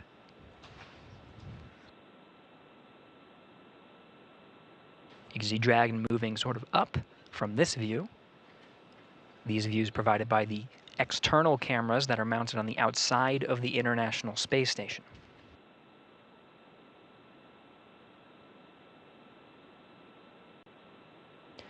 The camera's zoom and focus and aperture are being controlled by flight controllers here on the ground. In fact, here in the room with me at Mission Control Houston, that position is called the Cronus. They have autonomous control of the cameras on the outside and are able to use the pan, tilt, and zoom functions of the external cameras to provide these great views.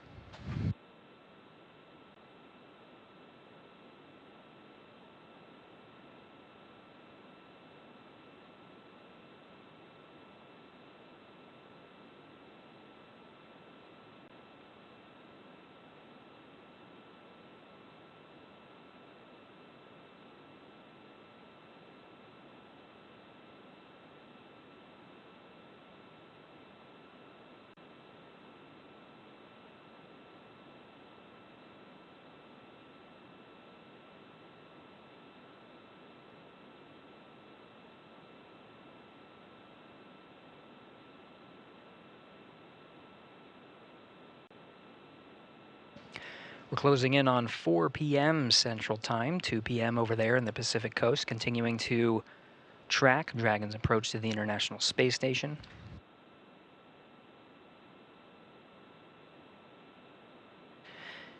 Now getting some distant views on some of northern Ontario, and of course the horizon of Earth.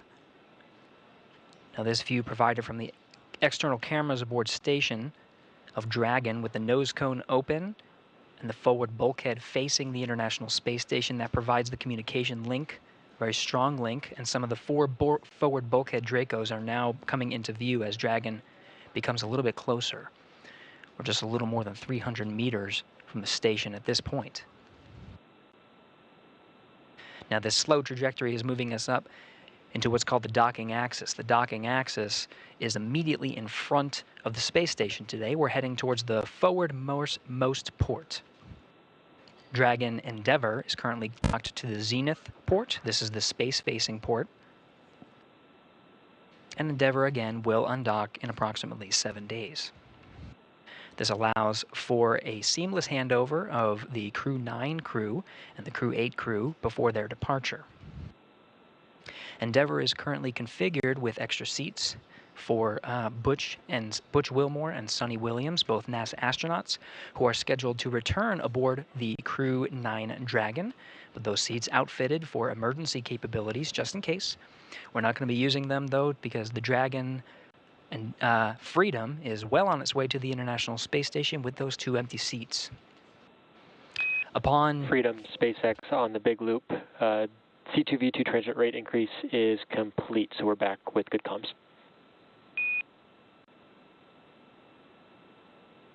Copies.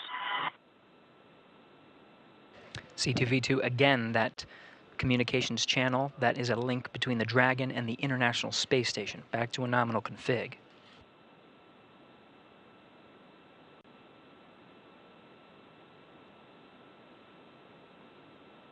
We're now past the top of the hour and approximately 10 minutes away from the expected arrival of waypoint 1.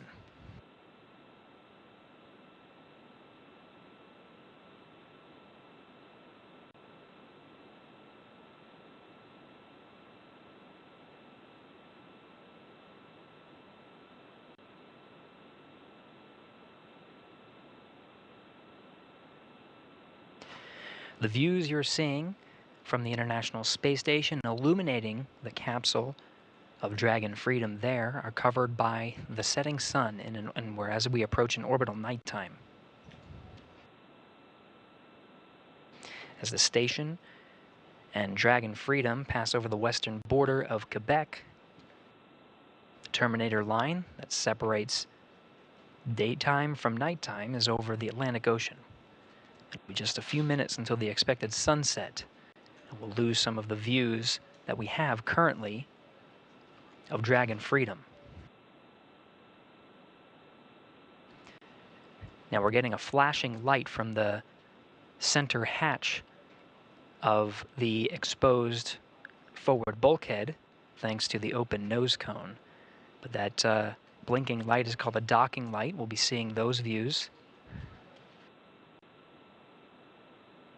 As we enter into an orbital nighttime, we'll see some of the navigation lights lit up. This includes the starboard light and the port light, starboard being green, port being red.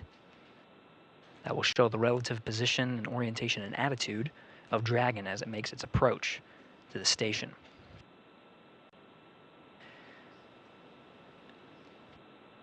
Now getting some camera views from inside Dragon Freedom, covered by some of the ground stations strategically positioned around the Earth. On the center console there, you can see the trajectory of Dragon as it approaches waypoint 1. This will be right when it's right in the middle there. But the trajectory that you see that's curved is part of potential breakout maneuvers, which would be calculated at any point in Dragon's approach to the International Space Station to ensure the safety of the crew.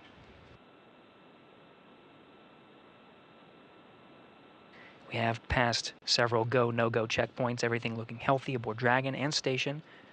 Ground teams in Houston and Hawthorne in position. tracking good health on both of the vehicles and great milestones, good trajectory. Everything's looking good to proceed past waypoint 1 inside the keep-out sphere.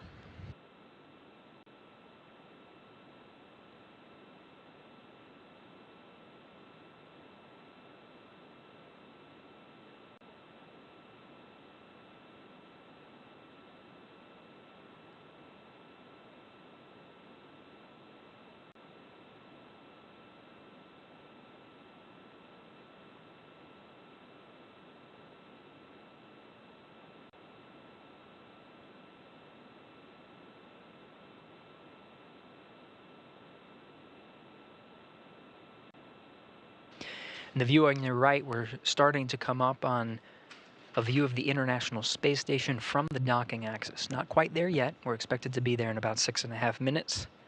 So we're right immediately in front of the International Space Station. From there, we'll make our slow and methodical push in towards the docking axis through several waypoints. Waypoint 1 being, of course, meeting at the docking axis immediately in front. Waypoint 2 being inside the keep-out sphere. Commander Nick Hague in the view from inside the capsule. On the left from your screen, Mission Specialist Alexander Gorbunov on the right. Following along on Dragon's approach to waypoint 1 immediately in front. The sun ahead of an orbital sunset, illuminating the station's solar arrays. 8 sets of the legacy arrays in view.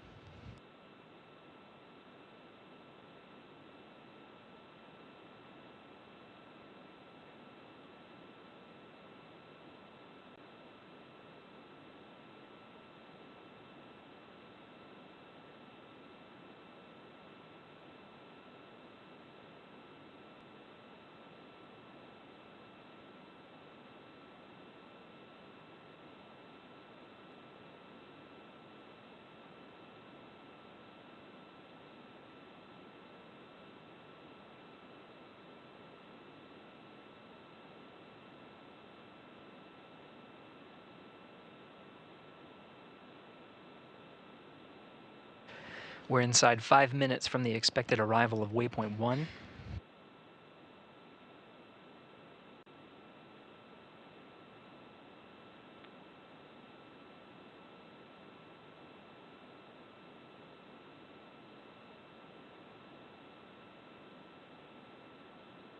The arrival of Dragon to waypoint 1 should coincide almost exactly with the expected time of an orbital sunset, where we will lose the illumination of the outside of Dragon from the sun. If this is the case, right when we hear the call up on the big loop that we have passed waypoint 1 and have begun what's called approach 1, this is the burn that actually allows Dragon to start moving inside the docking axis towards the keep-out sphere, we might lose some of the illumination of the spacecraft, in which case you'll see some of the navigation lights, the green and the red lights.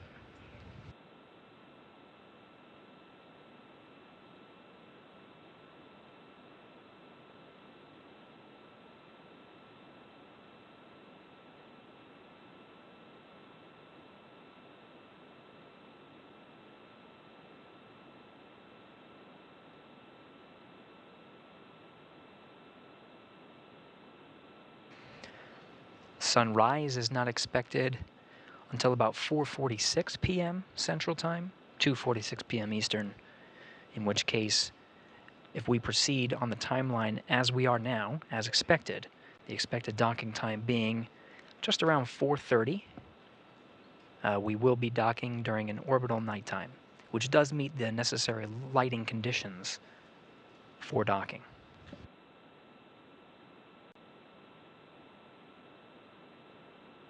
Waypoint 1 arrival in just a little more than 2.5 minutes.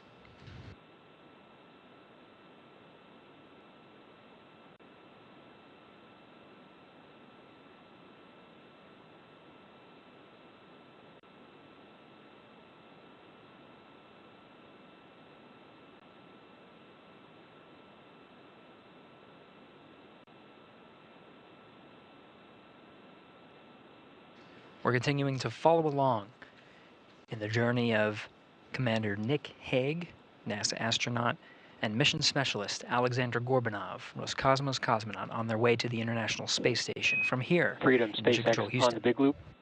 Approach 1 and soft capturing extension will begin shortly. Dragon will continue approach to waypoint 2.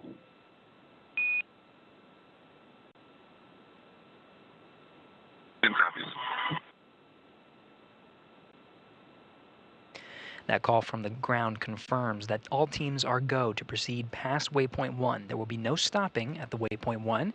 Dragon will execute its approach 1 maneuver burn and does have a go to enter inside the keep out sphere. This is at the 180 mark. Waypoint 2, though, is just 20 meters in front of the docking axis. We'll be proceeding in very shortly. All teams are go, everything looking good here from the International Space Station Flight Control Room in Houston, Texas. With that, as we continue to follow along, I'll toss it back to my colleagues over in Hawthorne, Leah and Ronnie. Take it away. Awesome. Thanks, Gary. So one of the things that's really interesting as we move up to waypoint 1 is that in a lot of ways, the trajectory we're on today, even though we've done these additional burns with Dragon's Draco thrusters, was set yesterday when we lifted off from Space Launch Complex 40. And that's part of the reason that we had an instantaneous launch window yesterday.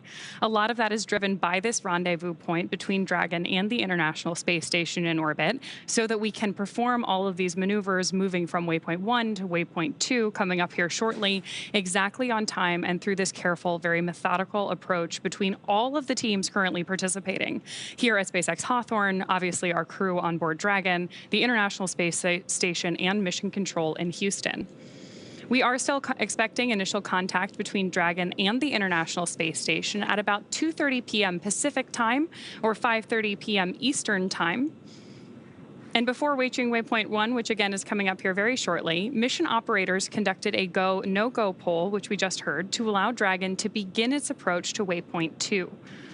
That's, of course, located inside of the keep-out sphere, about 20 meters away from the space station.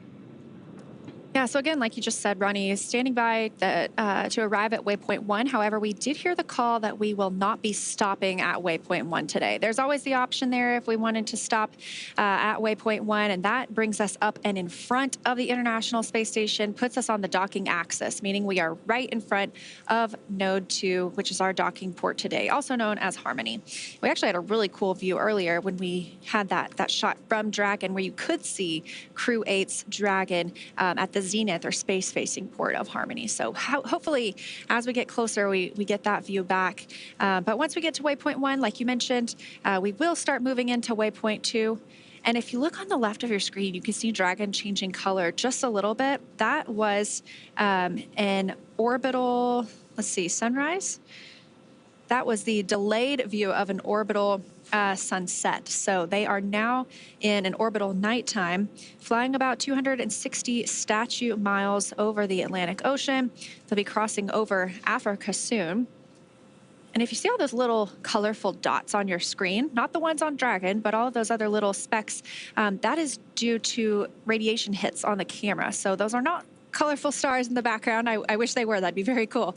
But that is actually just a little bit of damage to the camera itself from being in the space environment.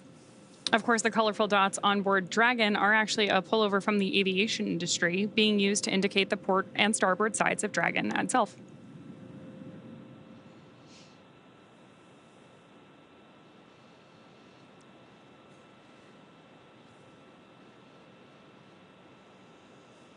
We've talked a little bit about the, obviously, Dragon Freedom docking today with Crew-9, and then the Dragon with Crew-8 that arrived and is at the zenith port of the Harmony module. But there are other visiting spacecraft on the space station right now.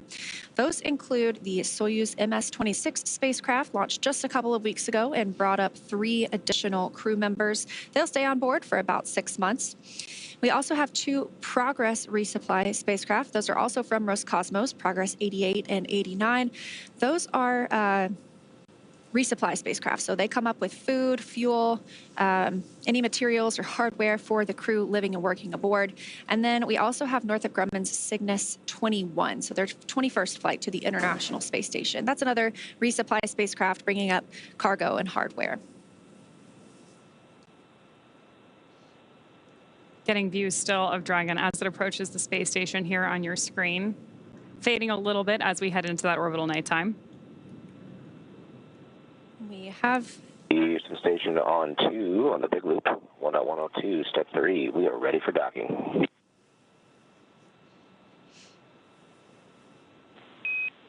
Houston copies, and at waypoint 2, Dragon will hold for approximately 5 minutes.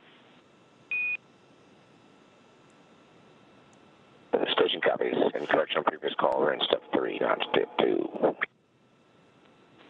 Houston copies. That sounds like NASA astronaut Matt Dominic. He is monitoring from inside the cupola. That is our window to the world aboard the International Space Station. So almost all of the photos that you see taken by our crew members are taken from inside the cupola, and that also allows us to monitor the arrival and departure of spacecraft like Matt and his colleague, Mike Barrett, are also a NASA astronaut, are doing today. So we did hear the call out that they will hold at waypoint 2 for just a few minutes and then proceed in for docking. And good news that the station side is go for docking today. Yeah, that's really exciting to hear, especially because we have been working through all of these methodical, careful steps in the lead up to this docking effort. About 20 meters away from the station's docking adapter, Dragon's approach is going to slow in preparation in part for that hold, and it will begin to align itself with the docking adapter to come in for that final approach. Now, we did get confirmation that we have passed waypoint 1. Again, we're going to hold at waypoint 2. The waypoint 2 is about 20 meters from the International Space Station. So you can hold longer if you want to. We're going to hold about 5 minutes today, but you can hold longer if you want to, if you wanted to wait for better lighting conditions or just reconfiguring anything on either Dragon side or station side. But 5 minutes is a pretty short hold just to make sure everybody is ready for that final push in for docking. And then, like we also mentioned earlier, we'll have one last call out in that time frame, which will be CHOP. And that's the crew hands-off point. It happens about 2 meters from the International Space Station, so very close. And that means that if we needed to, if Dragon needed to back away from the space station at that time, it would not be executed by the crew. It would need to be executed by Dragon itself. So an autonomous retreat. And all of Dragon's flight has been autonomous from all of its burns and its rendezvous and its docking itself. It'll be completely flying on its own. Now, this view on the right side of your screen from Mission Control Hawthorne, they have been on console for the last 26 hours, actually almost 28 hours now, monitoring the flight of Dragon up to the International Space Station. Just a couple of hours ago, we heard that big loop configured, meaning that Hawthorne, Dragon, the International Space Station, and Mission Control in Houston are all able to talk to each other. Freedom SpaceX on the big loop, self-capturing extension complete. Reminder, we will be holding for about 5 minutes at waypoint 2. If you'd like, you can keep your visors up until we are getting ready to command into approach 2 out of that hold.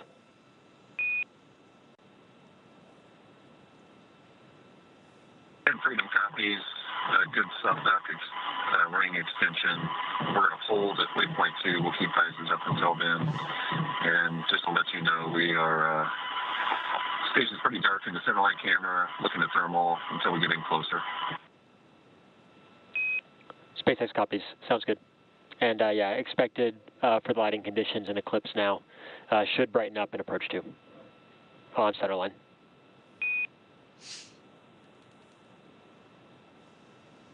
Copies.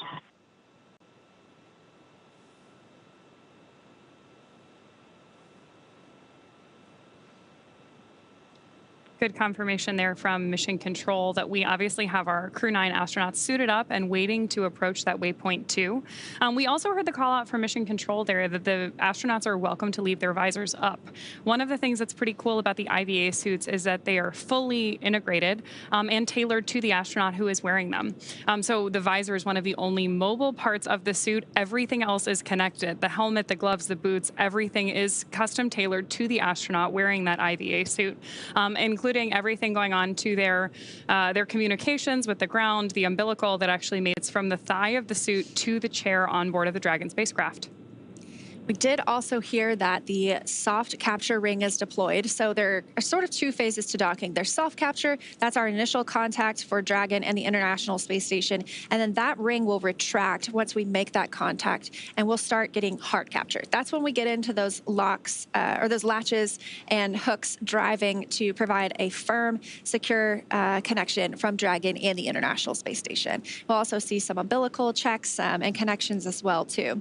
And we are standing by as well for a go, no go poll in Mission Control Houston. We may not hear it here, but we will have a go, no go poll from Mission Control Houston in just a couple of minutes for the docking. But it's good news all around so far. Heard that the astronauts aboard the International Space Station are ready for docking themselves. So we're standing by for waypoint 2 coming up next. We may dock a little bit early today. We were targeting around 2:30 Pacific. That could happen about 2:26 p.m. Pacific time. So early is good. Early is good. That's great. One of the other things we're hearing as we hear chatter back and forth between Mission Control are these beeps as comms begin, both outbound and inbound. Those actually date back all the way to the early days of human spaceflight and are known as Quindar tones. They used to effectively be radio signals that we had comms coming in and out. They're a holdover these days. They're not strictly necessary, but because they are part of the history of human spaceflight and a really convenient way for us to manage these communications back and forth between Mission Control and the astronauts, you can hear them on all of our crew launches on board Dragon, and obviously keeping us in touch not only with Dragon and Mission Control here in Hawthorne, but also the International Space Station and Mission Control Houston. It also helps us know when that comms is coming here as communicators, because those are the most important comms of the day. Anything we say is much secondary. It takes a backseat to anything that you could hear from the crew members in orbit or the team members here on the ground really leading the operations. So we like to listen for those, and we are quick to be quiet as soon as we hear that there might be some crew comms incoming. It also just sounds like space to me. I think it's the history of everything, and having seen it on all of the crew flights from Demo 2 to Crew-9 on board Dragon, that sounds like we have space coming in. I'm so always eager to hear what the crew or Mission Control has to say. It looks like we're about 90 seconds away from waypoint 2. Again, that's about 20 meters away from the space station. We are already on the docking axis, so we are right aligned with the Node 2 forward port, that Harmony forward port that Dragon will be calling home today. And because of that, we are getting these views of Dragon with space in the background on that docking axis instead of the Earth behind it. So if you are just joining us, we don't have a super clear view right now, but the lights that you're seeing are Dragon on board your screen as it approaches the International Space Station. Again, if just in case you're just joining us, we are tracking initial contact between Dragon and our Crew-9 astronauts at about 2:26 p.m. Pacific time. That'll begin with that, obviously, soft capture, followed by a hard capture. During the hard capture maneuver, Dragon will actually extend 12 hooks into the International Docking Adapter to make sure that we have really tight contact between Dragon and the space station before we begin pressurizing the vestibule between the two vehicles. And again, we do expect that docking today will probably take place in darkness. Unfortunately, we love those views when we are in an orbital daytime. But like we mentioned earlier, we see 16 sunrises and sunsets a day. So we see about 45 minutes in darkness and 45 minutes in daylight. Right now, we are in one of those orbital night times, flying 261 statute miles over the country of Togo. So we are standing by again for waypoint 2 arrival. We expect to pause, and it looks like we could see a couple of thruster firings as we get ready to execute that 5-minute hold at waypoint 2 before moving in for final approach and docking to the Node 2 forward port with Dragon and Crew-9. This is the second Dragon that's going to be mated to the International Space Station. Oh, we've got some good Draco pulses on your screen there right now. Again, this is the second Dragon that's going to be on board the ISS once we've got this docking complete today, because we do have the Crew-8 Dragon also currently mated to the International Space Station. Crew-8 and Crew-9 are going to do an active handover here, where the crews work together to transition current operations on board the station, any ongoing scientific research, and then Crew-8 will return home in about a week, depending on weather conditions, in the same capsule that they rode up on. So it's interesting because that capsule stays with the crew for the duration of their mission, which obviously means that we at SpaceX here are monitoring Dragon throughout the mission, from its initial launch, the entire time it's docked on station, through that splashdown for each crew. did just get confirmation that we are holding at waypoint 2. So we may hear a call to the crew in just a moment confirming that as well. Again, expecting maybe a 5-minute hold, 20 meters right now away from the International Space Station. It is truly slow and steady, wins the race. With that 5-minute hold, we talked about maybe a 2:26 p.m. docking, a 2:30 p.m. docking. It's nebulous a little bit at this point. We just take the time that we need at this hold, and so we may be back a little bit closer to the 2:30 docking. But we will make sure to let you know exactly where the International Space Station and Dragon are flying and the time of docking as soon as that happens. So this is the final hold in the mission before we welcome Dragon and Crew-9 to the station itself. This really is a dynamic phase of flight, too. Part of the reason that we're monitoring these things and listening in on mission control is that we have a lot of teams working together to assess the situation as it unfolds. So the good news is that we've had a really smooth flight so far for our Crew-9 astronauts who did lift off yesterday from Space Launch Complex 40 at Cape Canaveral Space Force Station in Florida. They spent about 28 hours on their way to the International Space Station. And as Leah mentioned, we are holding here at waypoint 2, just about 20 meters away from the space station, awaiting that final approach and docking. Currently, Mission Control Houston is conducting their poll to ensure that we are go for final approach and docking when we depart waypoint 2. Again, final hold point for today's mission. So this is really game time. We are getting close to seeing these 2 new crew members arrive at the space station. Again, once they dock, it'll take about 2 hours for all of the operations required before we see them float through the hatch. That includes vestibule depressurization. That's the space between Dragon and the International Space Station itself. And right now it is exposed to vacuum so that Dragon can dock. So Freedom SpaceX on the big loop. Ground is go for final approach. Confirm crew readiness for approach and visors are down.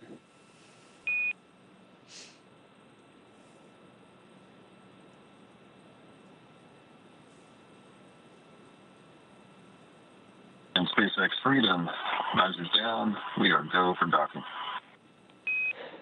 SpaceX copies. As a reminder, once Dragon is inside the crew hands-off point, retreat and breakout are not permitted.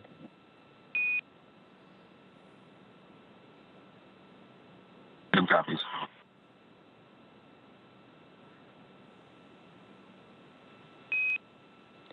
And Freedom SpaceX, we are resuming approach. Copies.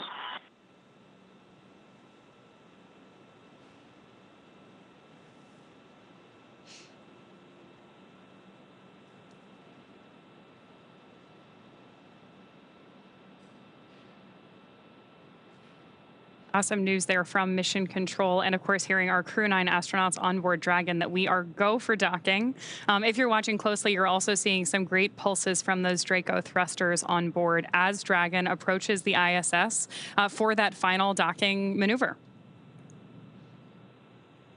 again, that was the final hold, and we heard the communications that we are go for docking and have resumed that approach. So we will not hold again. And they discussed CHOP, which we mentioned earlier, the crew hands-off point. That's within 2 meters from the International Space Station. Station Houston on the big loop. Dragon is on final approach and is go for docking. Monitor per steps 5 and 6 in 1.102. Dragon approach and retreat monitoring. Station copies, step 5 and 6. So those sound like similar communications, but the first was to the crew on Dragon. The second is to our crew monitoring in the cupola, and you heard them reference what they should be looking at, any procedures that they're referencing during this dynamic phase. And we're continuing to see Dragon get closer to the International Space Station, now about 17 meters away from the docking port. Again, we do expect to be in an orbital nighttime during docking, but this is a pretty cool view as you can see a camera coming from Dragon and focusing on the docking port itself. So it looks like we are properly aligned with that Node 2 forward port as we continue to approach, now just 15 meters away.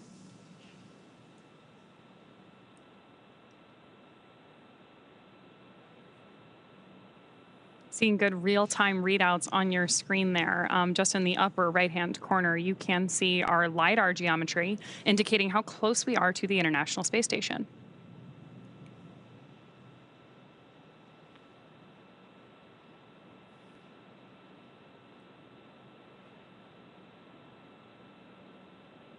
LiDAR, of course, stands for light radar, and it is used in maneuvers like this in space to help two spacecraft meet each other.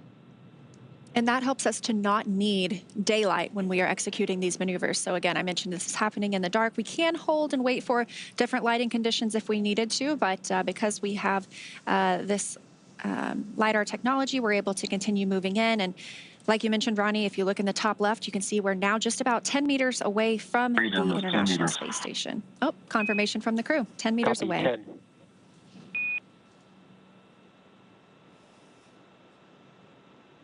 Of course, now we're also within that crew hands-off point, in large part because the autonomous systems on board Dragon, which we're getting kind of a representation of on your screen right now, are completing this final docking maneuver.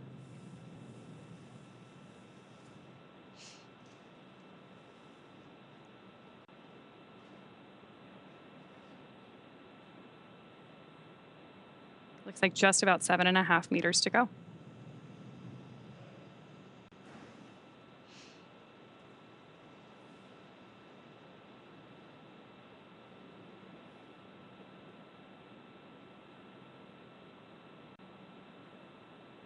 Again, first, we will be holding for soft capture. When that soft capture ring makes contact with the space station, that will then retract and begin hard capture. But docking for us is called at the time of soft capture. 5 meters.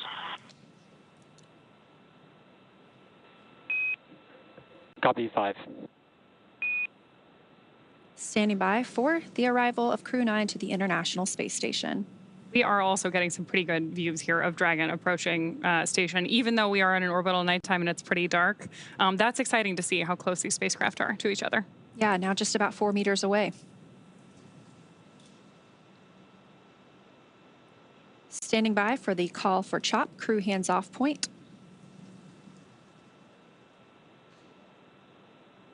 Freedom, 2 meters, hands off.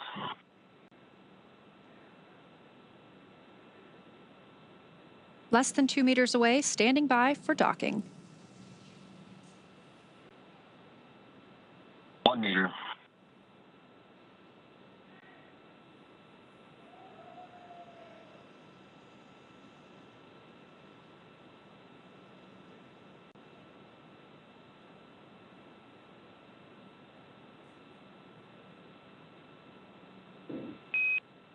Freedom, SpaceX on the big loop, soft capture confirmed.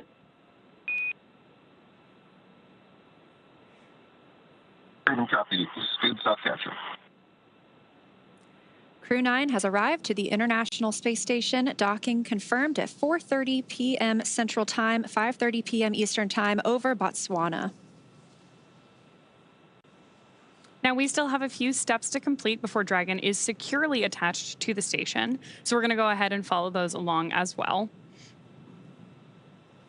We are standing by for the hard capture sequence start, and then we will also hear a call out for hard docking complete. We're expecting that a little bit more than 10 minutes from now. Freedom, SpaceX, ring retraction in progress.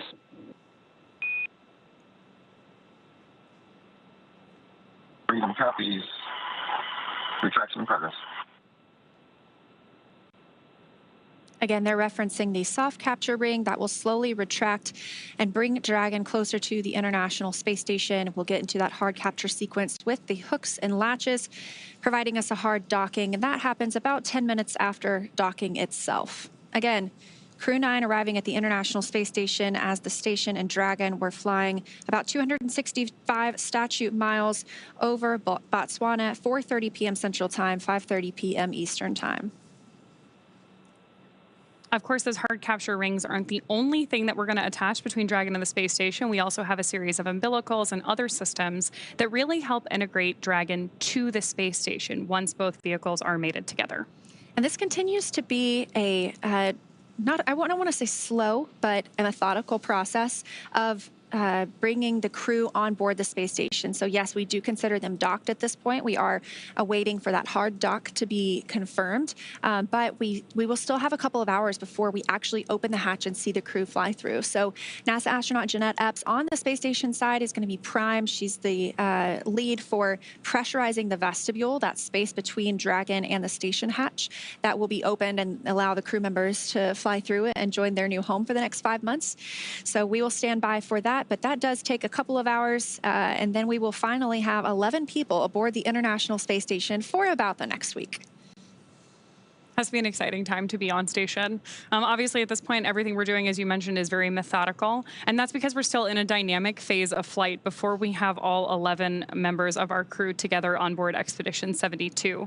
We've obviously heard a couple call-outs to our crew that they are wearing their IVA suits, now visors down, due to the dynamic nature of this flight environment. And we'll move through all of these steps until we can bring everybody together, and then, like you mentioned earlier, maybe change into something that's a little bit less spacefaring, a little bit more comfortable. Yeah, we'll probably see them float through in something like their flight suits. You know, NASA astronauts typically wear blue flight suits, so we'll see what they show up in today. But I am definitely looking forward to seeing them float through the hatch. Now, again, we only have 2 crew members on Dragon today arriving, and the 2 empty seats that were with them will be occupied by NASA astronauts Butch, Wilmore, and Suni Williams upon their return sometime next February. So we will be excited to see them back on Earth as well. So it's about a 5-month stay for NASA astronaut Nick Hague and Alexander Gorbunov, who have just docked to the International Space Station. Again, that happening at 4:30 p.m. Central, 5:30 Eastern, just about 4 or 5 minutes ago now. We are still standing by for soft capture ring retraction to be complete before the hard capture sequence starts and we get into driving those hooks and latches and firmly securing Dragon to the space station. If you joined us during our webcast yesterday, you know that these hooks were actually exposed when we opened the nose cone shortly after Dragon made it to orbit. That's one of our major milestones during our launch event. We did have an on-time liftoff yesterday from Space Launch Complex 40, followed by Freedom SpaceX ring retraction complete, docking sequence holding for MCS reconfiguration.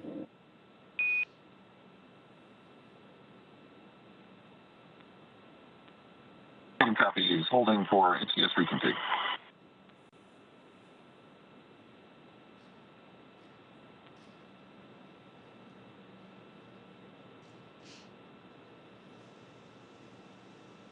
So confirmation that the soft capture ring, that first step in the docking process, has completely retracted.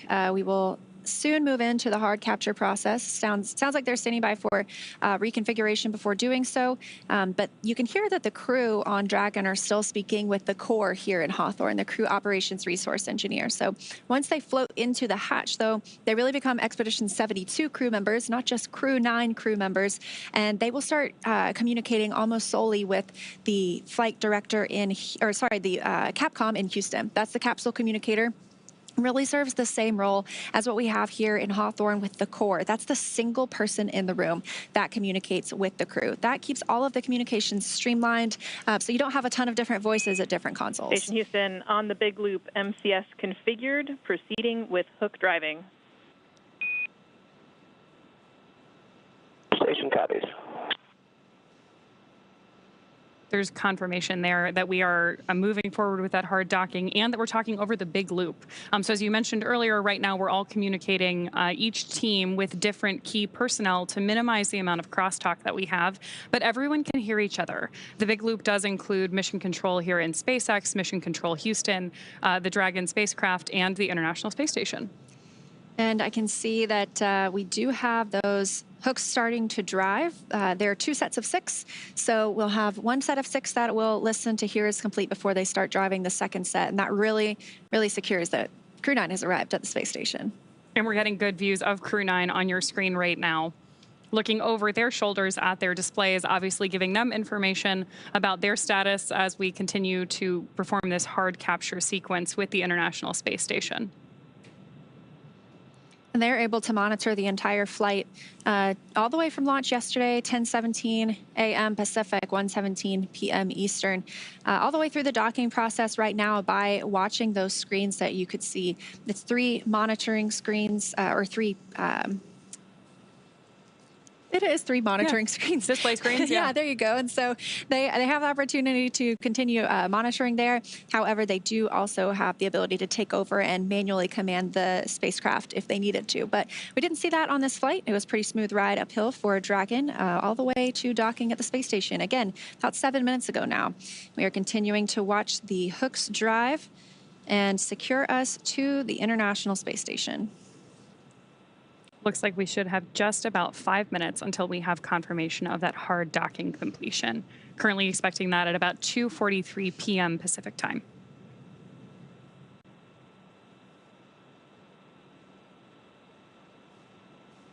Like I mentioned earlier, during this time, we keep any of the crew members that are on the space station from exercising.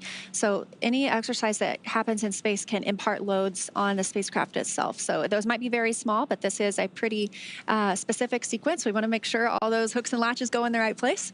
And so they have to hold off from exercising for the time being. Crew members on the space station exercise for about 2 hours every day. That helps keep their bones and muscles strong. That way, when they get back to Earth, they can recover much faster and are able to walk almost immediately. That's incredible. There's a lot of very cool exercise-focused research going on board the International Space Station, as I understand it, including both a treadmill, a stationary bike, lots of different ways to keep them strong, even in microgravity, before they make it back down to Earth. Yeah, absolutely. And I think it's another one of those things that proves how important what we do on the space station also is for benefits here on Earth, because what we've learned is also kind of a look into people who deal with osteoporosis or their bones, deteriorating because without lack of exercise in orbit, we're using our bones and muscles just to stand here right now, but you really don't when you're in space. So you have to do that continued exercise. And so what we're able to learn in space about exercise and the importance of it, we can also look to apply back here down on Earth from people who struggle with osteoporosis as well. There's a huge amount of crosstalk, actually, between microgravity research that's done both on board Dragon, whether it's through one of our NASA missions or our commercial missions, and the International Space Station, all that benefit life here on Earth, whether that's things like focused on bone health or even very specific disease pathways. It's interesting to give us that opportunity to look at different types of research that we can do for whether it's biological or nutrition. We talked a little bit earlier today about the number of plant experiments that are currently ongoing on board the ISS, all to study how we can studying how we can deliver different amounts of nutrition to our astronauts on those future long-duration exploration missions. And of course, then there are parallels for that on Earth as well. It's been 10 minutes since our docking today, and I see the first set of 6 hooks are now fully driven into the International Space Station, and the second set is now driving. So we are in the process of hard docking. Again, that takes about 10 minutes after docking, so we anticipate seeing that complete soon. But we did dock today, really right on the target time, 2:30 p.m. Pacific time, 5:30 p.m. Eastern time. That's really incredible, too, because even though we mentioned it earlier, it bears repeating. We hit that 2:30 p.m. today because we had an on-time liftoff yesterday during an instantaneous launch window. This entire approach to the International Space Station is carefully... SpaceX hard capture complete. Oh, confirmation of hard capture. That's great. Standing by for umbilicals as well. Copy. Hard capture complete. Welcome aboard, Freedom. Of course, now that Dragon has completed the docking sequence, the spacecraft needs to undergo a handful of checks, including hooking up that umbilical. I know you've been waiting a while.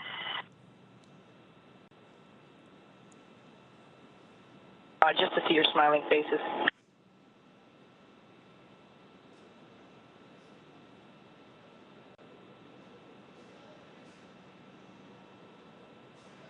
Once we get those checks complete, we'll obviously be able to get those crew members united on either side of Dragon and the ISS right now. But the crew on board Dragon now gets a chance to get out of their spacesuits before moving into hatch operations. That's right, and things will be picking up inside the station too as NASA's Jeanette Epps gets the hatch on the station side ready to be opened. She's going to start pressurizing that area known as the vestibule between the Dragon and the station hatches. So we are standing by for confirmation of umbilical hard mate to the International Space Station, but we did hear both of those sets of hooks drove, and we are officially hard docked. So we are just standing by for umbilical. Station on the big loop. We are standing down from Crew Dragon approach monitoring. Houston copies. And deconfigured work.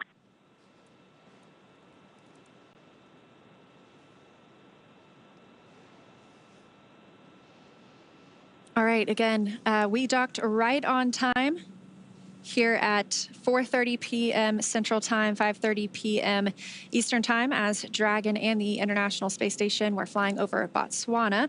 And our teams in Mission Control Houston are continuing to monitor the arrival. So with Dragon docked, that's going to do it for us here in Hawthorne, but our coverage for Crew-9 will not stop here.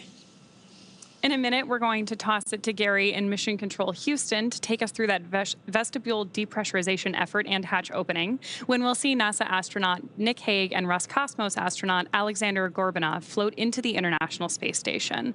But first, let's quickly recap how they got here. First, of course, we began with suit up, with both of our astronauts and Crew-9 members putting on their IVA suits. Then they rode out to the launch pad for vehicle ingress. We had an on-time liftoff from Kennedy Space Center, pad 40, yesterday at 1:17 p.m. Freedom SpaceX on the big loop. Docking sequence complete. Ground will be enabling hardline power and comm connection shortly. Go to DOP suits per procedure 4.012. We'll take cameras external.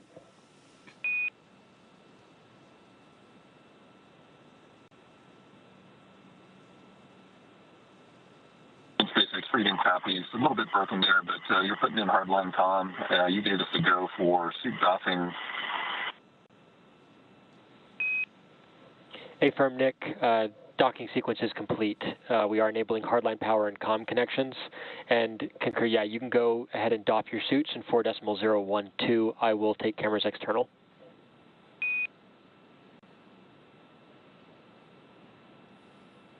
Okay, copy that. We're starting to doff our suits, and you'll go external. Thanks.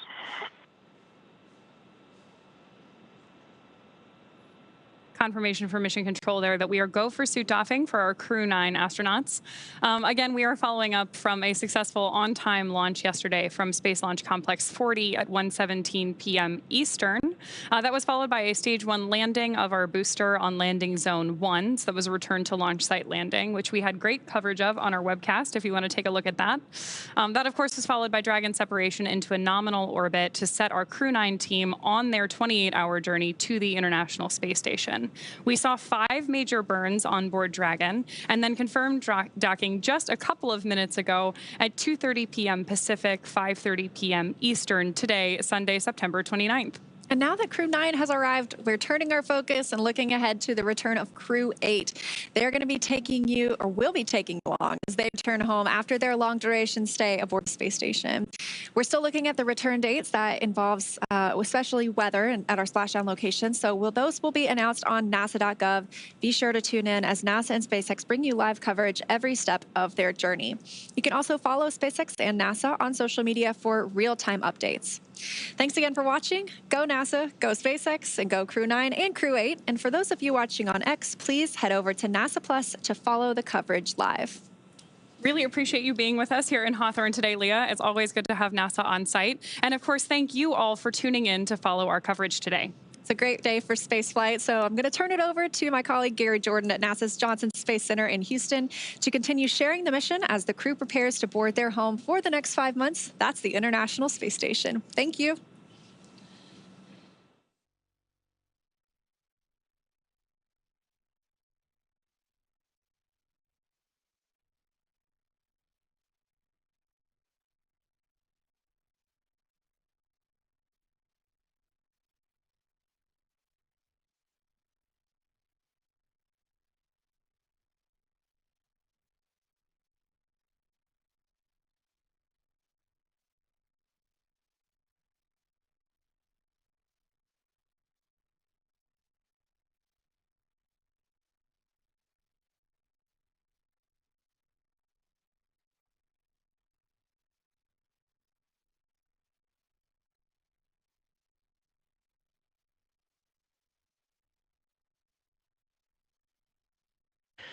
This is Mission Control Houston.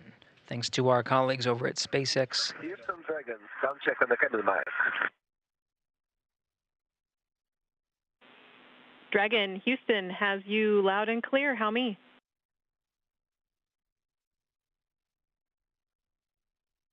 I got it loud and clear, sir.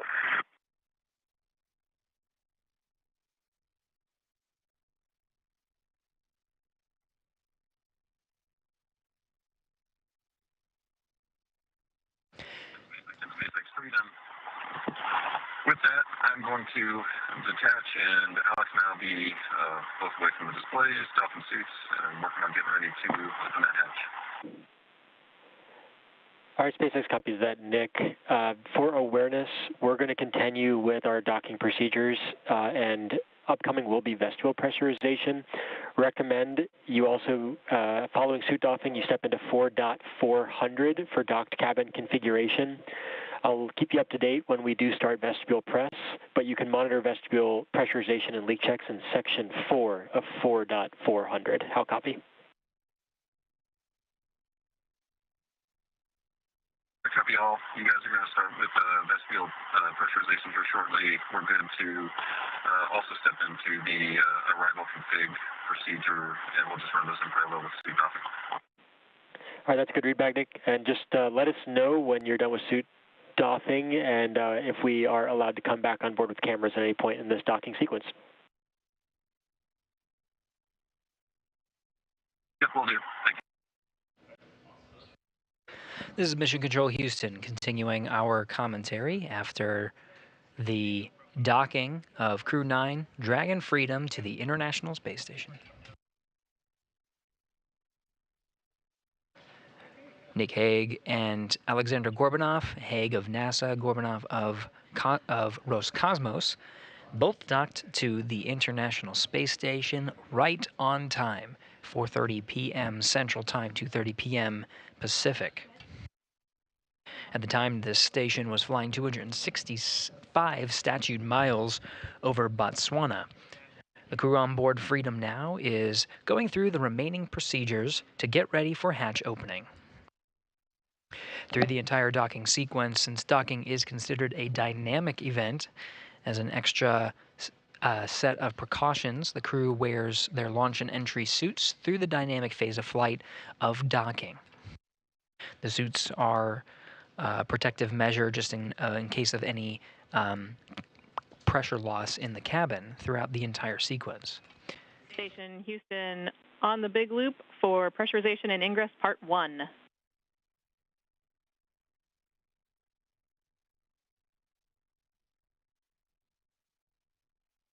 Going on 2.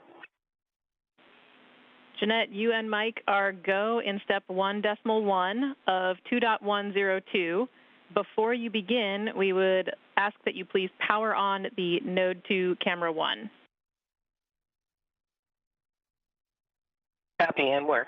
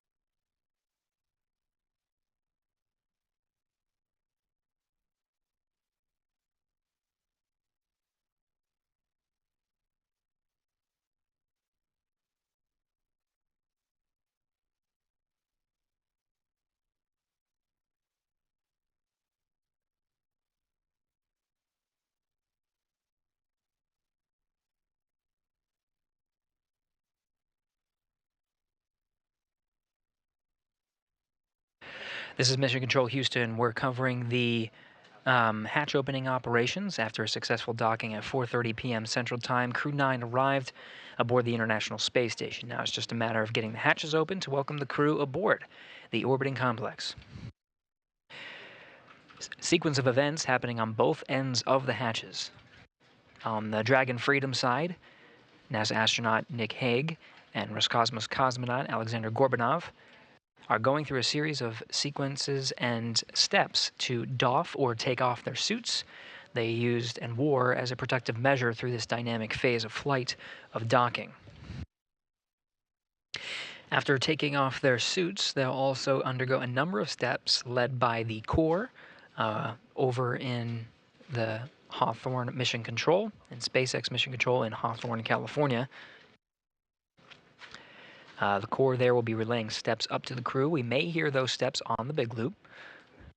And those steps are closing out the cabin inside Dragon Freedom to prepare for the hatch opening sequence. This includes laying out the suits such that they can be dried, configuring the cabin displays and some of the equipment inside the cabin, as well as changing out some of the LiO canisters. These canisters allow for the scrubbing of carbon dioxide inside the cabin of Dragon Freedom. These are typical closeout procedures through every Dragon docking that we have undergone so far, just to make sure that Dragon... Station on the big loop. We see the DBDT 0.01, minus 0.01. The cabin press hasn't changed. Want to be sure that's close enough to zero to be zero.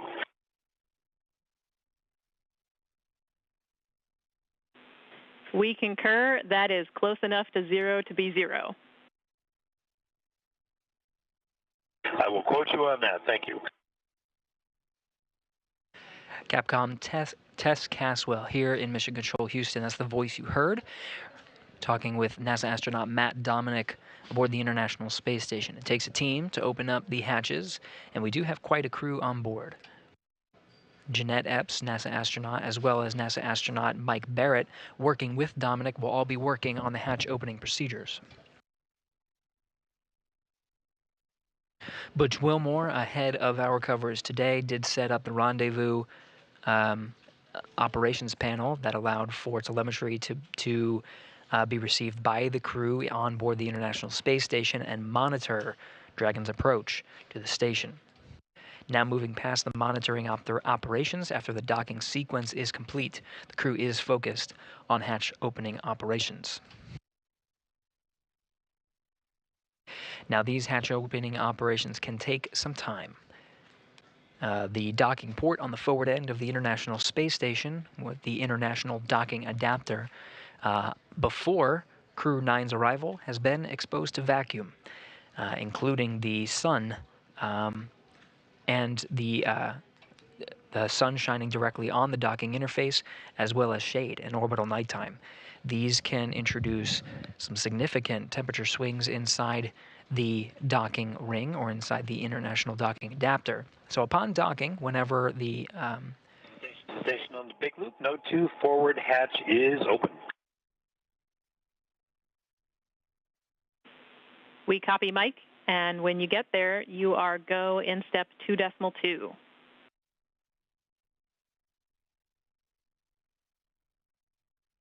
Up to go in 2.2. Through a visiting vehicle docking on the forward end of the station, there are multiple hatches on the International Space Station side that are closed as a protective measure. First is, of course, the A-Pass hatch. This is the hatch that's on the furthest position away from the International Space Station, and right now is in the closest proximity to the Dragon's hatch at the vestibule or the interface of the International Docking Adapter, where Dragon is currently docked. Now, a little bit inside the pressurized mating adapter, towards the modules of the International Space Station themselves, is another hatch. This is on the Node 2 forward end of the International Space Station. Node 2 hatch was closed as, again, a protective measure through the docking sequence. Now, as part of hatch opening operations, the first hatch of 2 is set to be opened. This will allow the NASA astronauts inside the International Space Station to have access to the pressurized mating adapter. This is the tunnelway that allows the connection between the Node 2, which is one of the modules of the International Space Station, and the A-Pass hatch, which is currently on the docking interface, where Dragon is currently docked right here. Where Dragon is docked, you can see a white interface. This is the International Docking Adapter. It's attached to the black structure. This is the pressurized mating adapter.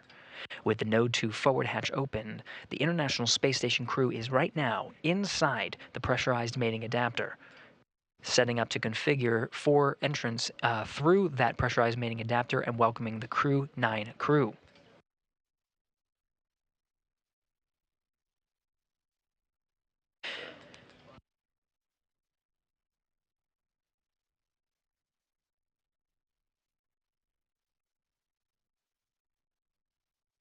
There's a couple of sequences that the International Space Station crew are undergoing right now. In fact, as part of the hatch opening sequences, we may start to get internal views from inside the International Space Station that we'll be able to show you. crew will work in tandem to start outfitting the hatch itself, as well as they'll run some tubes inside the pressurized mating adapter. They'll be orange, and what those do is they allow for the circulation of air. With the hatch closed, sometimes there can be pockets of carbon dioxide that you just want to filter out as part of the hatch opening sequences, again as a safety measure. This is one of those quirks when working in microgravity.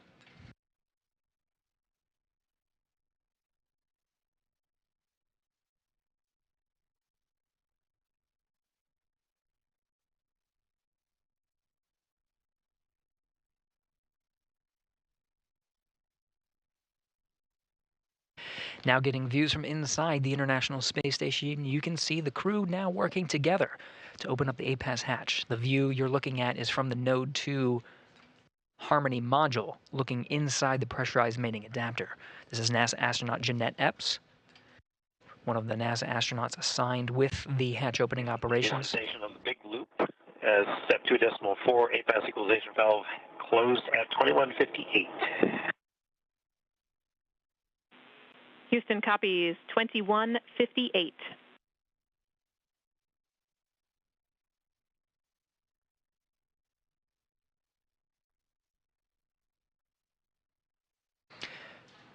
The voice you heard from inside the International Space Station is appearing on screen now. NASA astronaut Matt Dominic relaying some of the steps as they work through the necessary procedures to open up the hatch. Now, what we didn't talk about so far is on the other side of the APAS hatch is what's called a vestibule. It's a gap between the two hatches of the International Space Station and Dragon. This is inside the interface of the International Docking Adapter. It's just a gap, but that gap right now is a vacuum, is at vacuum. The sequence now that the astronauts will undergo is pressurizing that vestibule up to match that of the cabins of the International Space Station as well as Dragon Freedom. The pressure inside each of those vehicles matches that of the pressure of Earth at sea level, 14.9 pounds per square inch.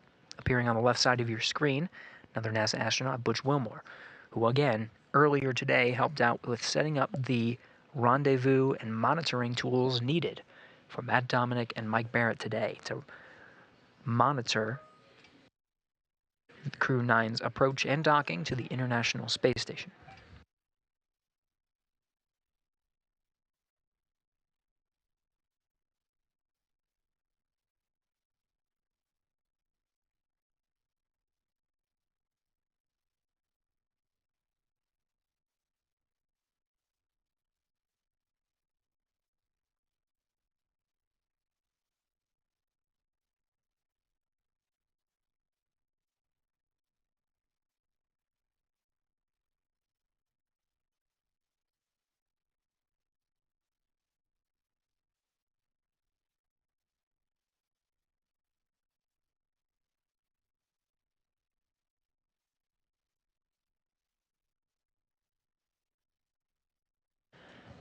Procedures for hatch opening sequences do not need to be memorized by the astronauts on board.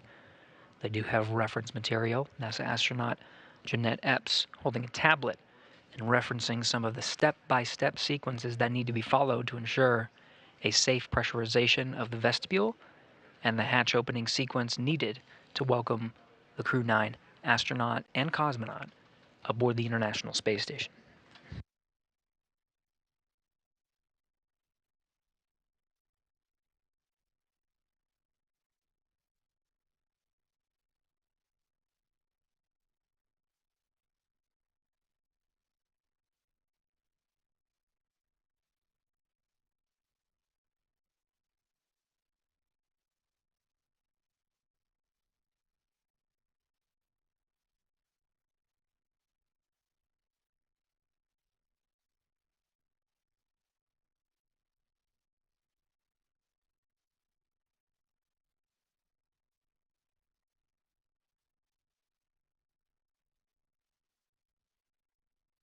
Teams aboard the International Space Station working with the flight control teams both in Hawthorne as well as here in Mission Control Houston.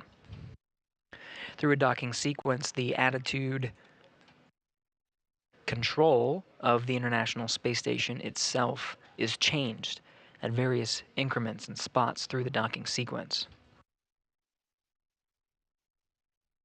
As a visiting vehicle approaches the International Space Station, some of the thrusters and what are called desats, which allow the dampening of a control moment gyro to reset it once it reaches maximum rotation velocity, are disabled.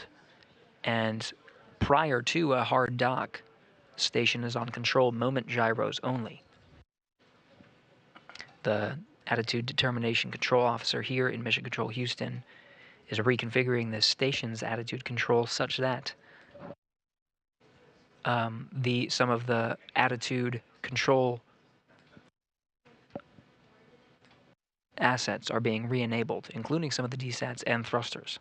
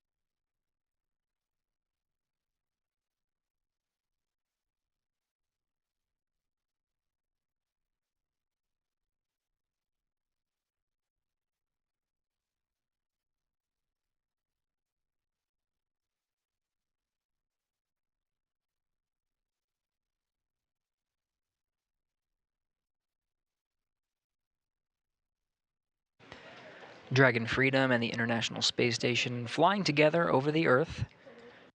We're now over an orbital daytime. Station and Dragon are approximately 260 statute miles northeast off the coast of Australia, just over the Coral Sea.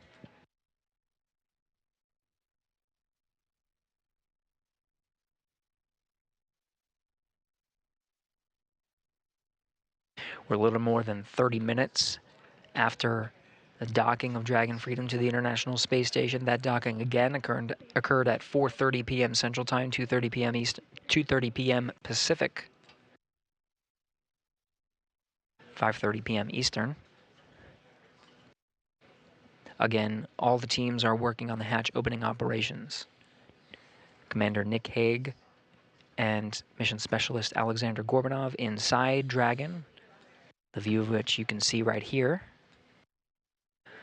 are undergoing suit doffing procedures, taking off their suits and configuring the Dragon cabin for the hatch opening sequence, including opening up of the Dragon hatch on their side. In the meantime, NASA astronauts inside the International Space Station are working on opening up the hatches on the station side. To the right of this view, where Dragon is currently attached to the station, is the International Docking Adapter that meets the two hatches, Dragon and International Space Station A-Pass hatches. And right on the right of your screen there, you can see the pathway on the right. That's down through the pressurized mating adapter, the black structure there on the left.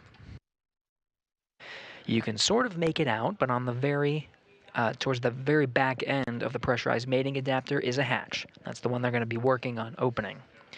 But first comes the pressurization of the vestibule in between the two hatches. That vestibule currently is at vacuum, and it's going to take some time to bring up to vacuum. In fact, it happens in a couple of steps. Right now, from vacuum, it needs to be brought up to 14.7 psi. It's not done in one swoop. It's done incrementally. First, it's brought up to 5 pounds per square inch and held there. Freedom SpaceX for awareness. ISS power connection established.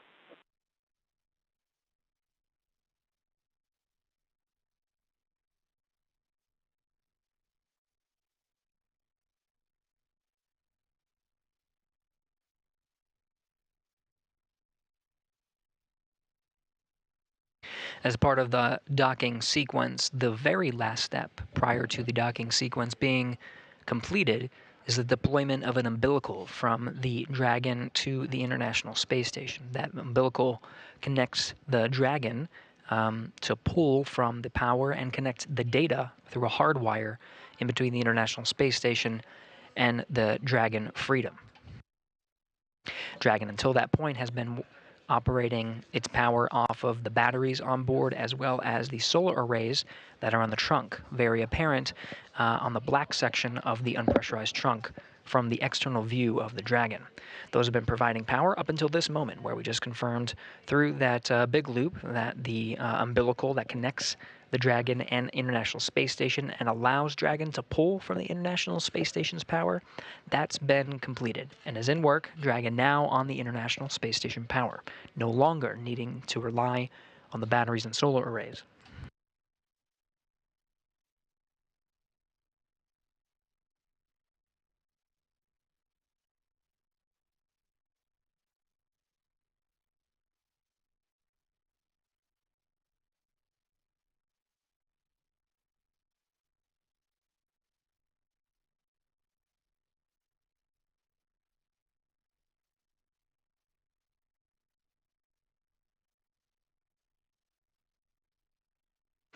We're getting views, live views, from the International Space Station as it flies 257 statute miles over the Pacific Ocean. These views are cameras being set up and configured inside Node 2 by the NASA astronauts themselves to provide views from the station to us down here on the ground to monitor the operations.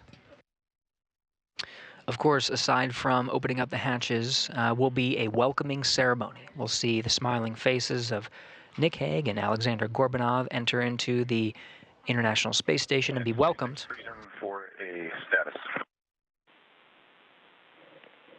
Ready to copy.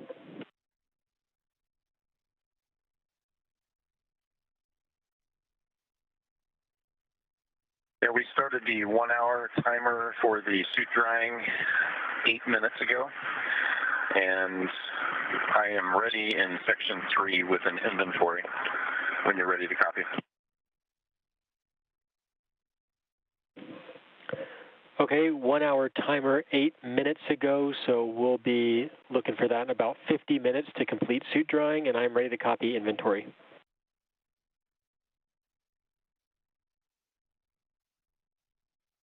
Okay, for water, in bag 201, consumed 2 bottles.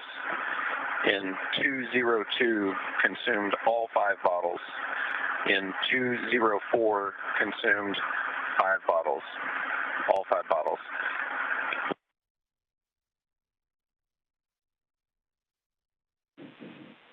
All right, we copy that. 2 bottle from 201, all 5 from 202, all 5 from 204. That's a good readback, and that includes the flush bottle we're going to use here shortly. For food, we consumed everything in 303, 304, and 1 meal from 308. All right, SpaceX copies. The water includes flush bottle, and then all food 303, all food 304, 1 meal 308. That's a good readback. We're going to do the flush on the commode, and then I'll call down and let you guys come aboard. SpaceX copies.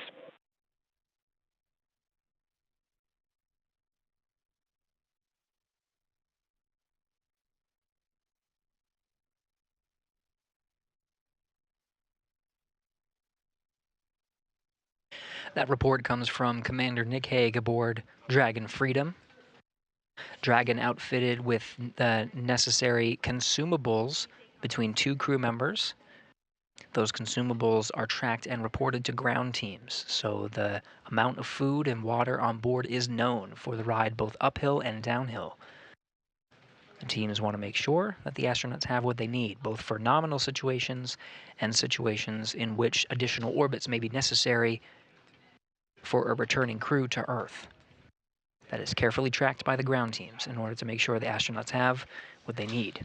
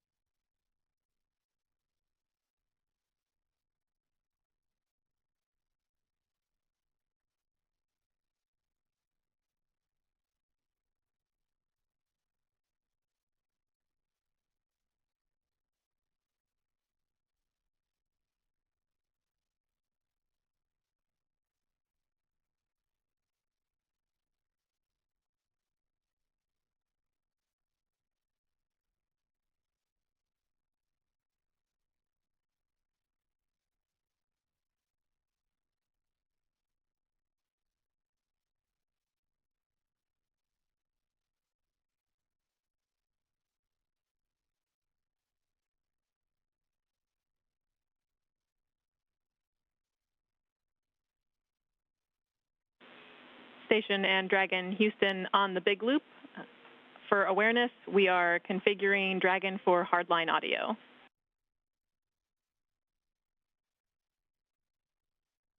Okay, copy that. Freedom copies.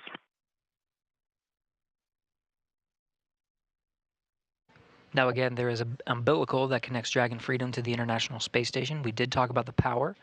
That power connection is confirmed. Dragon is pulling power from the International Space Station, no longer needing to rely on the solar arrays and batteries aboard. The umbilical also provides a data connection. The audio on board Dragon and aboard the International Space Station to this point has been configured separately through a big loop configuration and a wireless configuration that is the common communication for visiting vehicles that was used between the 2 spacecraft.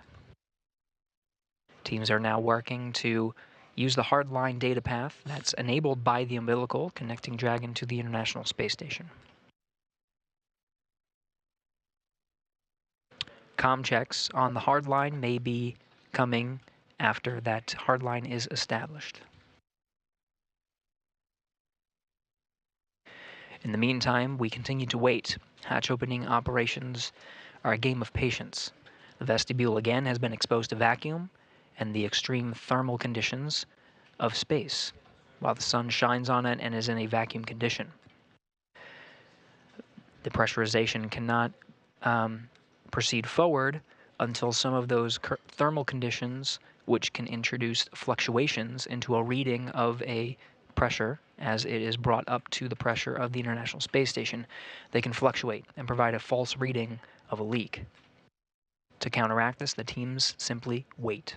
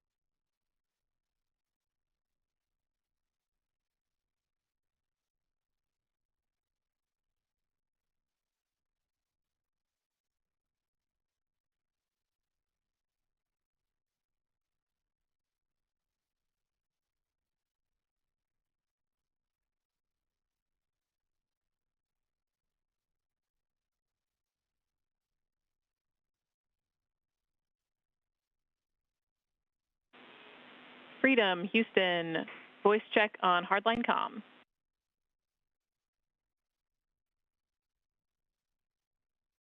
Houston, Freedom, has got you loud and clear. Copy loud and clear.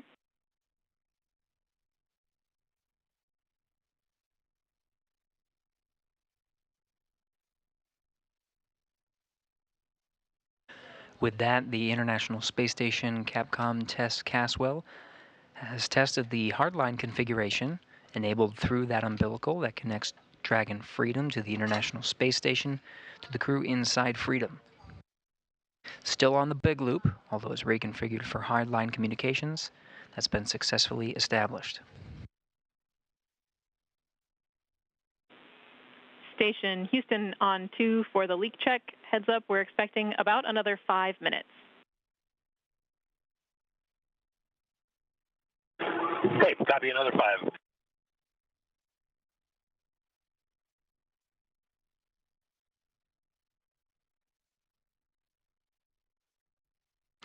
As a reminder, as the vestibule is pressurized in between the station hatch and the Dragon hatch, to ensure that the leak check is solid, it's just a matter of waiting. The vestibule's exposure to vacuum prior to Dragon's arrival introduces thermal fluctuations that can give a false reading of a leak. So when the vestibule is being pressurized, simply waiting can allow some of those thermal fluctuations to dampen out and get a very good reading of whether or not there is a leak on board. This is standard procedure with every docking to the International Space Station, of course, to this forward port. Just following procedures, allowing another few minutes to make sure that it's a good reading and there are no leaks before continuing to press for introducing more pressure into that vacuum space, that vestibule. Again, the target pressure that we're going for here is to match that of the International Space Station and Dragon cabins, 14.7 psi, pounds per square inch.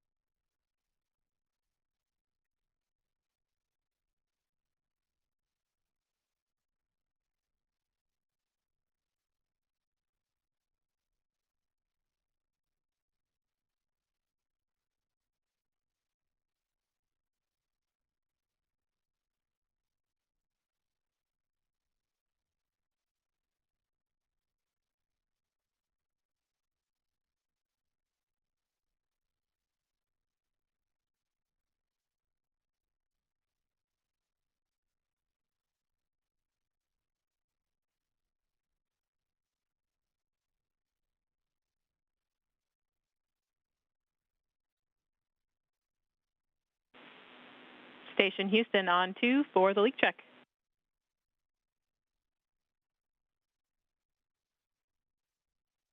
Yeah, 2. We have a good leak check. You are go to step into step 3.1 of 2.102. Copy 3.1 of 2.102, inward.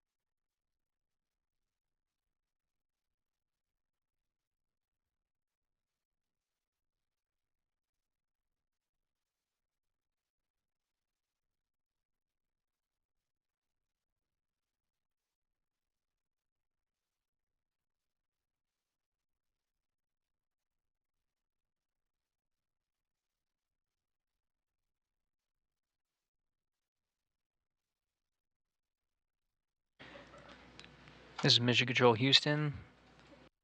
Teams on the ground confirmed that they are happy with the leak check. The vestibule seems to look good. No leaks in between the two hatches.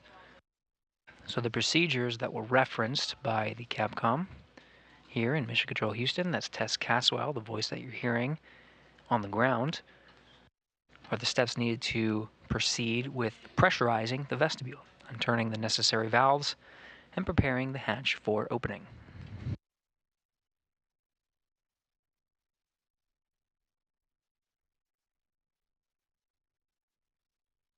Houston Station on 2, if you're happy with our DPDT, which we're showing 0.02, we'll proceed on your go.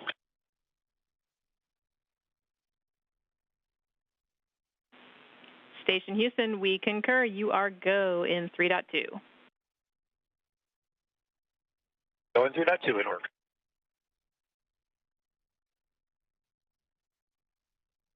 NASA astronaut Matt Dominic providing a read of what they're seeing inside the station of the pressure inside the vestibule.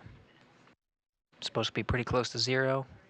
International Space Station Flight Controller is pretty happy with the readout, so they're saying go to proceed.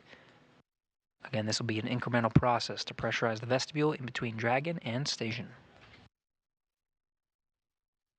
And SpaceX Freedom in 4.400, we're complete through Section 5, standing by Section 6. And you can come aboard. All right, SpaceX copies that. Freedom complete through Section 5, standing by in Section 6, 4.400. Brings cameras on board.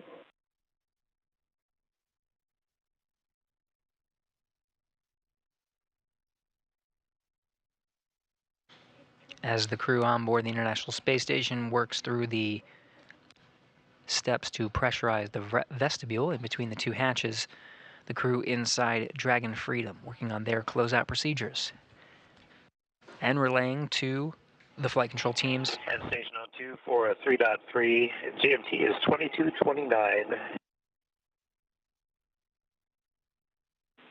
Copy 2229.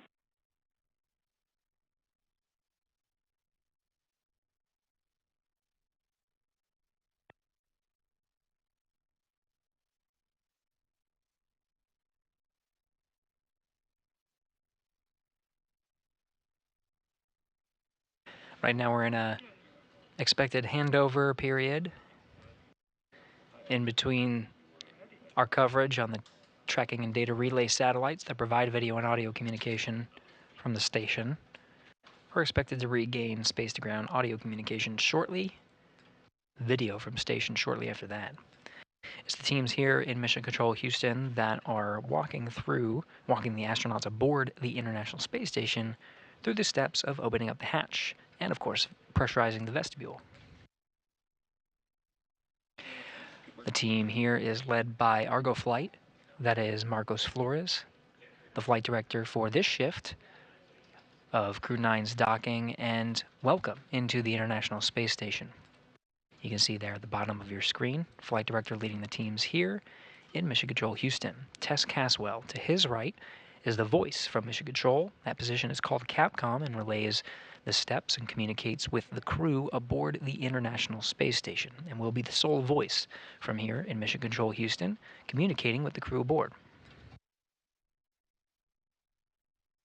Now back with video from the International Space Station, continuing our coverage of the hatch opening sequence.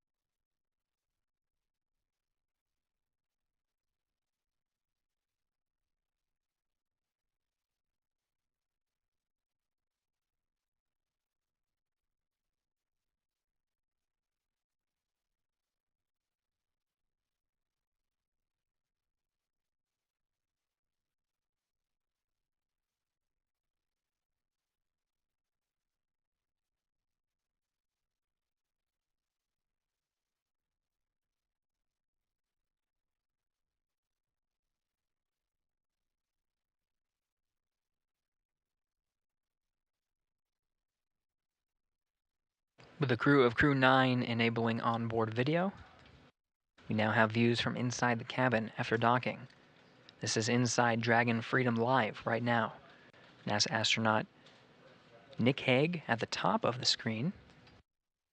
Just off to the right there, mission specialist Alexander Gorbunov, Roscosmos cosmonaut, the two of them, are working through the procedures to open up the hatch, configure the cabin that you're seeing there inside Dragon before opening up the hatch and entering the International Space Station.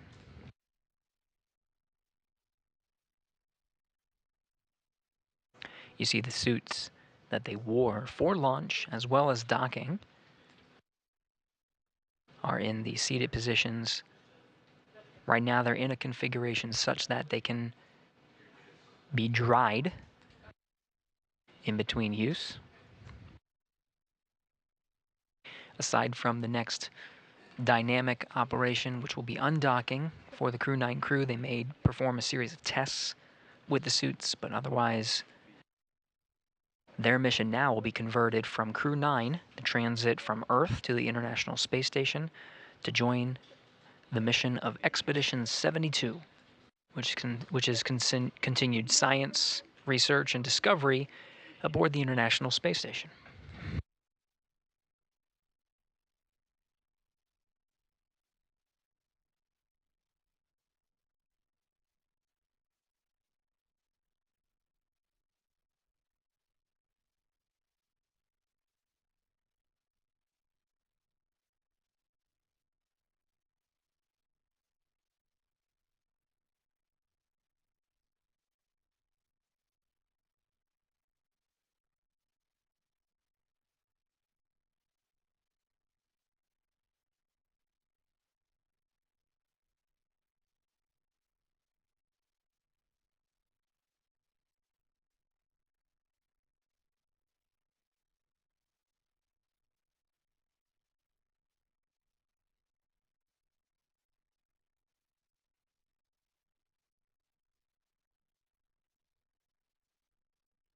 Now getting views from the two spacecraft. Again, there is a hatch, multiple hatches actually.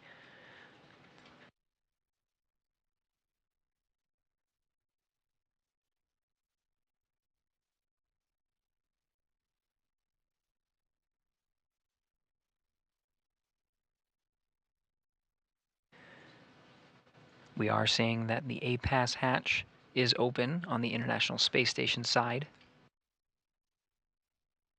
The vestibule in between the two spacecraft have been pressurized to meet that of sea level on the ground.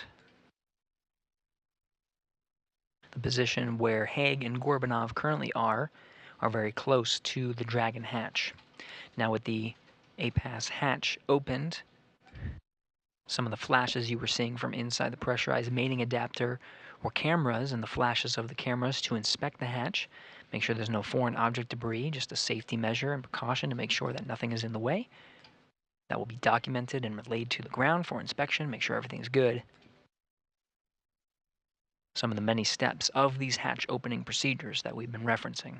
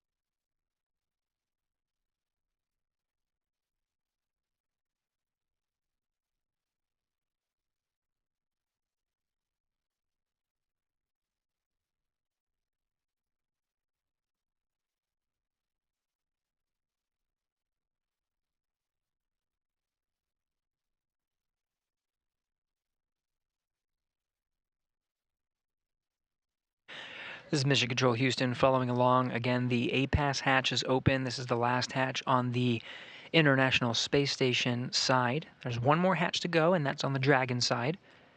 Nick Hague and Alexander Gorbunov currently waiting patiently inside Dragon Freedom, going through their incremental steps to make sure the hatches can be opened at a safe time. You saw the NASA astronauts in the pressurized mating adapter bring in a white cloth. This is part of the procedures of outfitting the hatch for ingress. The hatch itself is metallic and has been exposed to vacuum. As a safety measure, the hatch itself is being covered with this white cloth. There's also a docking fixture that's used. It's sort of a pole that sticks out from the back end of the APAS hatch. That has been removed, as it is an obstacle to crews ingressing through that hatch. Working through the steps incrementally.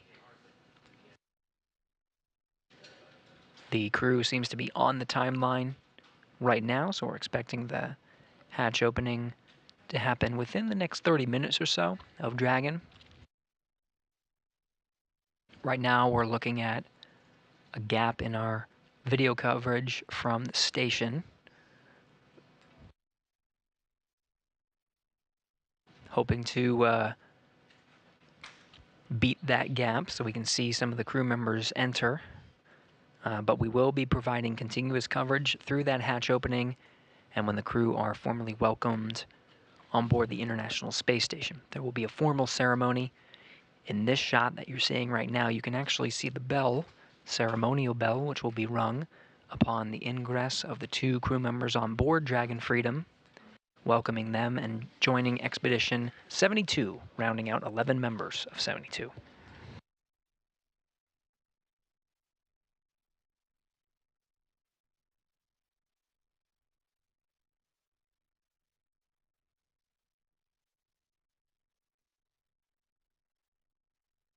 Three-box view that you're seeing from inside the station on the bottom right, inside Dragon, bottom left.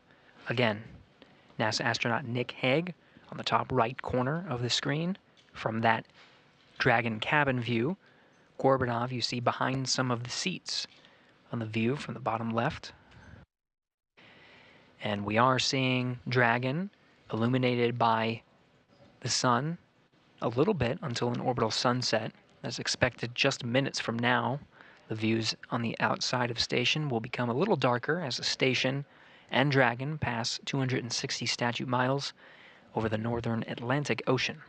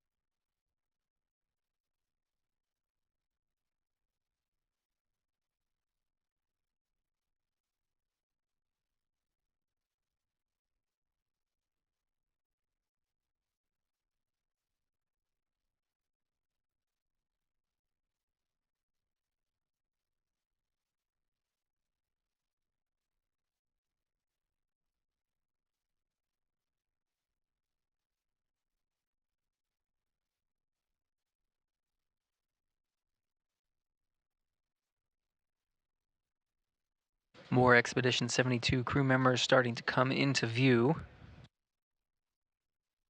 In the red shirt there on the left, Roscosmos cosmonaut Alexei Ovchinin,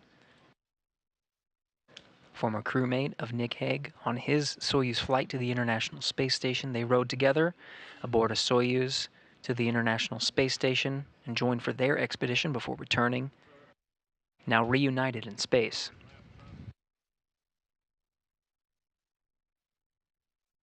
Houston Station on the big loop. Step 4.8 is complete. Step 4.9 station is ready for Dragon hatch equalization.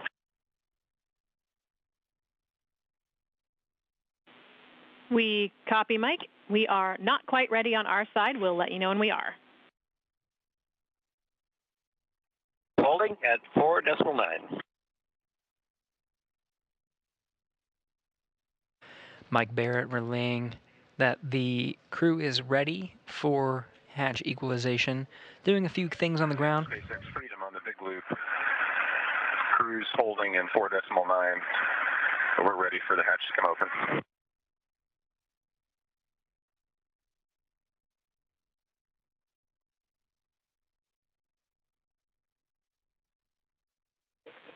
All right, SpaceX copies. We'll be waiting for the ground to be ready for equalization, and that's going to keep us in section 6 of 4.400. You'll see us take commands and the state change in step 6.2 when we're ready to go.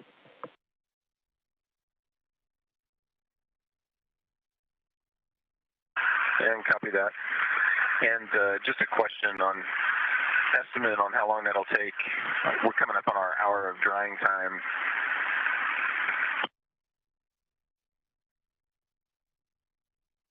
No, check that. We got 15 minutes. We'll just wait. Copy. Yeah, we're still a few minutes away from stepping into equalization, and we're tracking about just over 14 minutes left in dry time. We'll see if those deconflict, but we won't let the suit drying stop us from proceeding if we're already ready to step into that.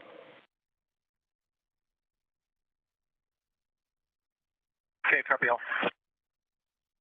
And Houston on the big loop, the APAS hatch seals look great, and no condensation noted. We did take a picture of the docking cross. That also looks great. Houston copies.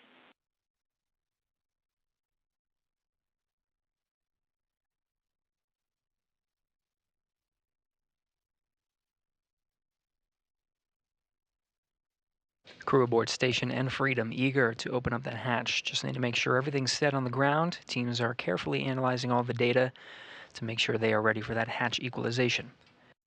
In the meantime, you saw the crew did an inspection of the APAS hatch, the one that's open there in the background, just on the far end of the pressurized mating adapter. That has again been outfitted for safety precautions with cloths. The docking cross has been removed, an obstacle from egress. In addition to noting and inspecting the APAS hatch, taking photographs for the ground to analyze, the crew did report that the APAS hatch looks great. Good news. And allows for the teams to continue towards an on-time opening of the hatch and welcoming of the crew aboard the International Space Station. Again, Hague in the background of the Dragon cabin shot. Gorbunov there in the foreground. Aboard in Node 2, International Space Station on the right, NASA astronaut Don Pettit, part of the Soyuz crew that recently arrived aboard the International Space Station, commanded by Alexei Ovchinin.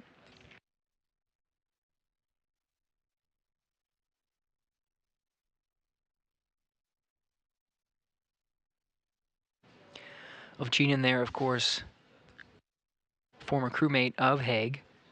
They launched together aboard their Soyuz mission to the International Space Station and will be reunited at the welcoming ceremony.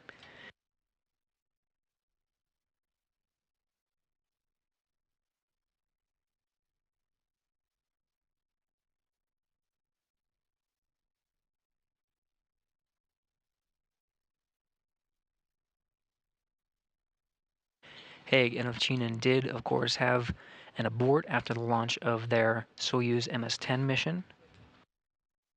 But both of them did get to go up and join the crews of Expedition 59 and 60, launching successfully aboard Soyuz MS-12 and completing their expedition aboard the International Space Station and safely returning to Earth. Again, the two reunited in space.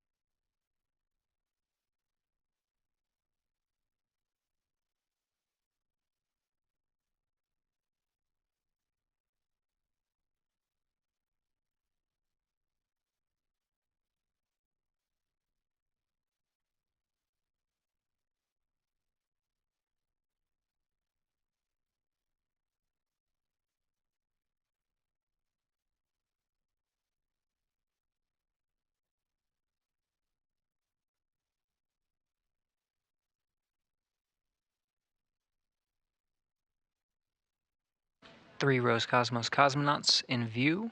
On this view on the right, who recently came through the pressurized mating adapter, was Ivan Wagner, Alexei Ovchinin, now making his way through pressurized mating adapter. Alexander Gorbenkin currently taking the frame in the black shirt. All Expedition 72 crew members will be present when Nick Hague and Alexander Gorbunov ingress the International Space Station. It's part of a formal welcoming ceremony. We'll continue our coverage until the crew and the ground teams have an opportunity to provide remarks during that ceremony. Right now, again, the Node 2 hatch in the foreground of this view, as well as the APAS hatch, both on the International Space Station side that's in the background, much further into the pressurized mating adapter. Both of them are open. As the teams in space now, both on the International Space Station side as well as the Dragon side, both ready for opening up the final hatch.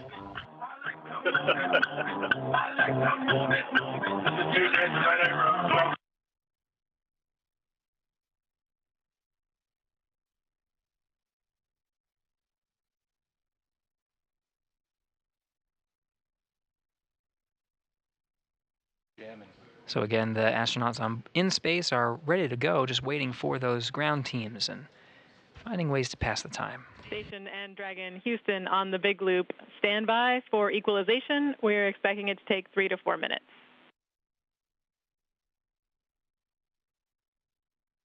Hey, copy that. Jim copies.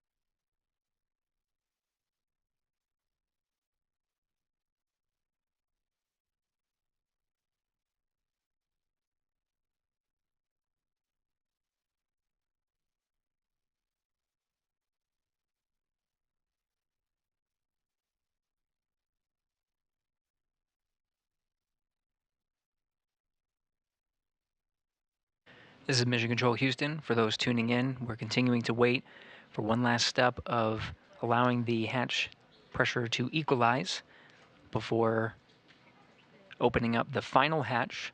We've been working through hatch opening sequences over the past hour or so, about an hour and a half since docking at 4:30 p.m. Central Time.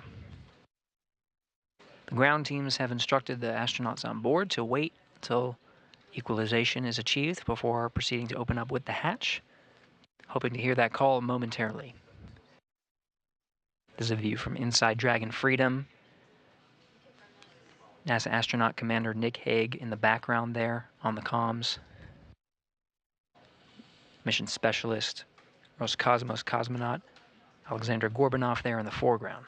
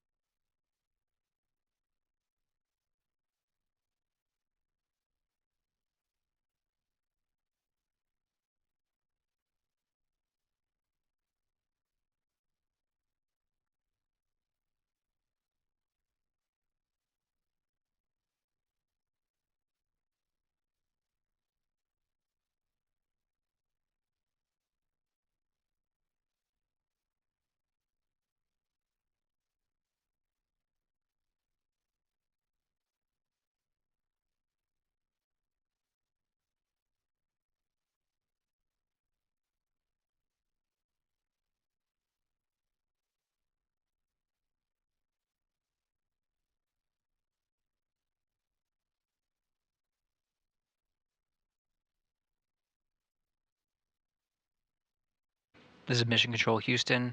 You're getting views from both inside the Dragon Freedom cabin as well as from inside the International Space Station Node 2. Astronauts on board both vehicles waiting patiently. We're waiting for a go from ground teams analyzing the pressure inside each of the respective spacecraft and waiting for a go to open up that last hatch, Dragon hatch.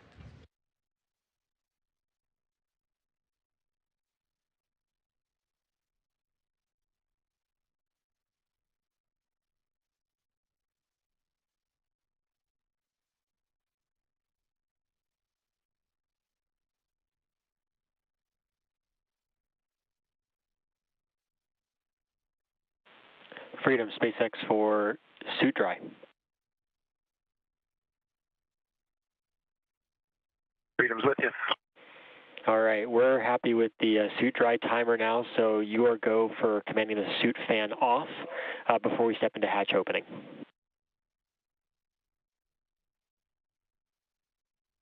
Okay, copy that. We'll turn off the suit fan.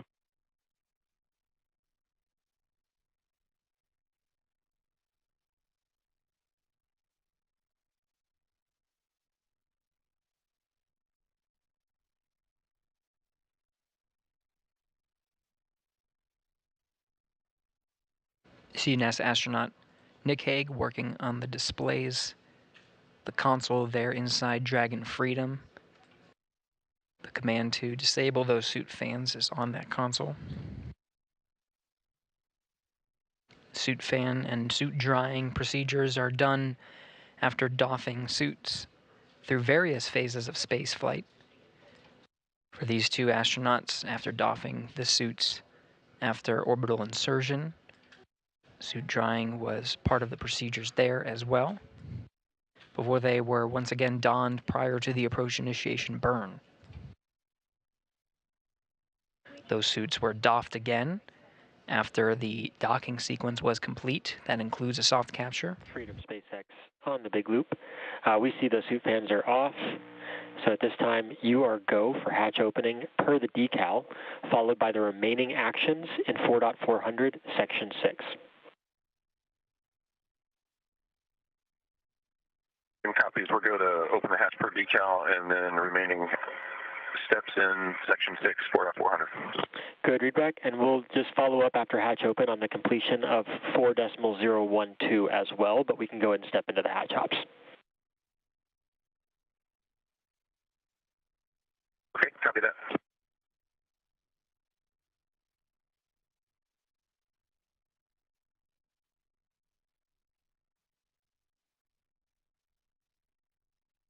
With that from the SpaceX Mission Control teams in Hawthorne, California, relaying that the suit fan command has been successfully initiated and they are go to open up the hatch. We got a great view from inside the space station here, and we're starting to see it illuminate.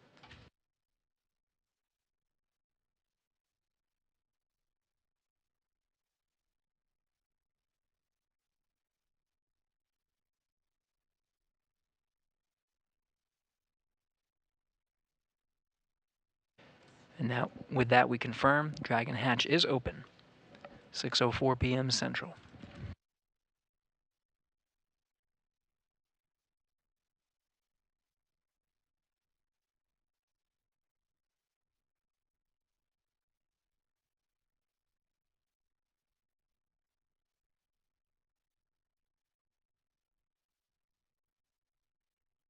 SpaceX Freedom hatch is open. Copy, hatch open.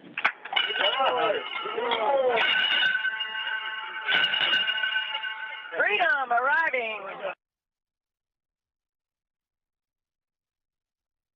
The bell has been rung. Alexander Gorbunov, the first through of Crew-9, being welcomed by Expedition 72. Next up is Crew-9 Commander Nick Hague.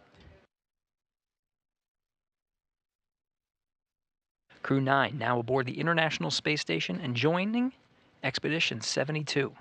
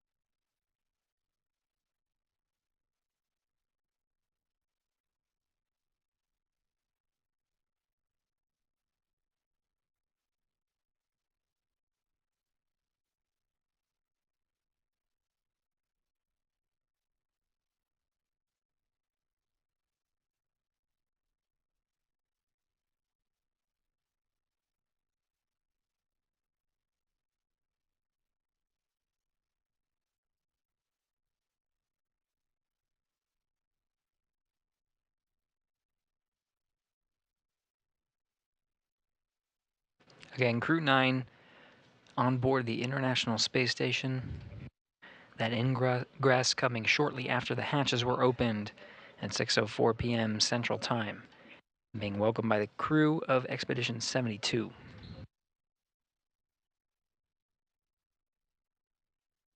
We're going to continue our coverage here.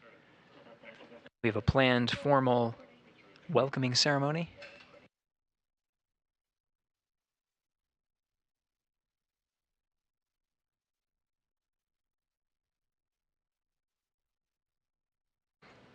However, we are coming up on an expected gap in our video communications from the International Space Station.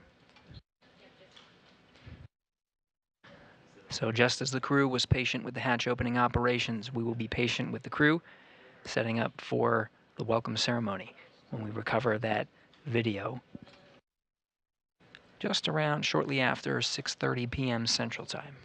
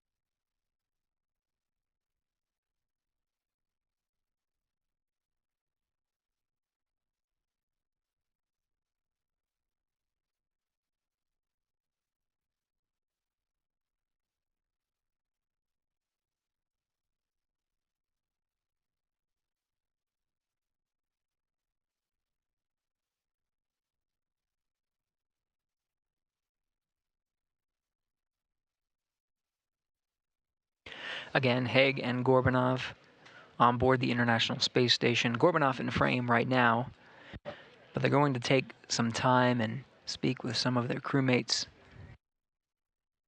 But we will be continuing our coverage through the formal welcoming ceremony.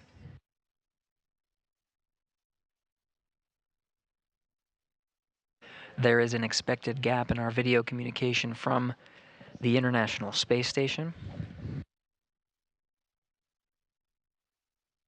So we'll continue our coverage until that video is regained.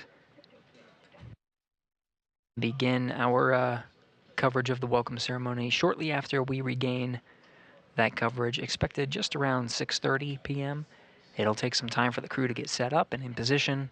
We'll do a couple of technical checks and be right on our way. But in the meantime, stay tuned for the formal welcoming ceremony of Crew-9 to join Expedition 72.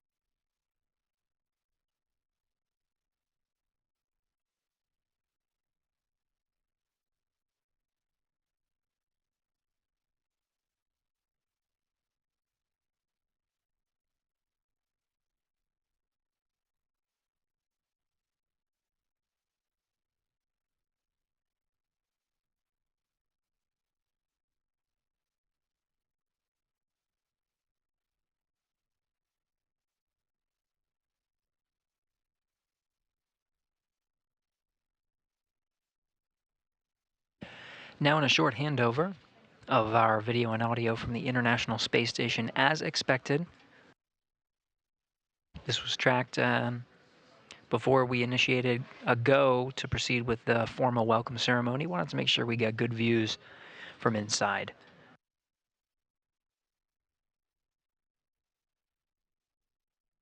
This handover is expected to last a couple of minutes before we regain views from on board. And we'll go through a couple of steps, setting up for good scenes before proceeding with the welcome ceremony itself. Teams in Mission Control Houston have been led by Flight Director Marcos Flores. Coming on console prior to the joint operations, just prior to the approach initiation burn. And following along all the way through docking, which happened right on time today, 4:30 p.m. Central Time. The crew then proceeded to close out the Dragon cabin, doff their suits, and get ready to enter the International Space Station. In 2.102, step 6.1, IMV duct installations complete. Your go for IMV fan activation. Houston copies, Nick, thanks.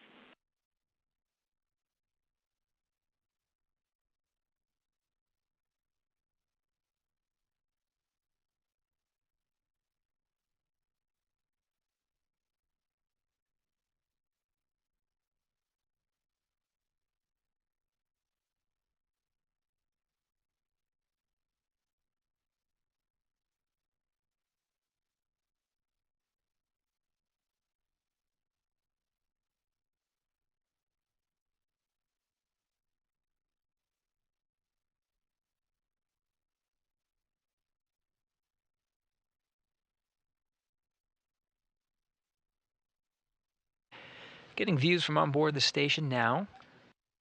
Before the formal welcome ceremony, just getting a head start on some of the procedures.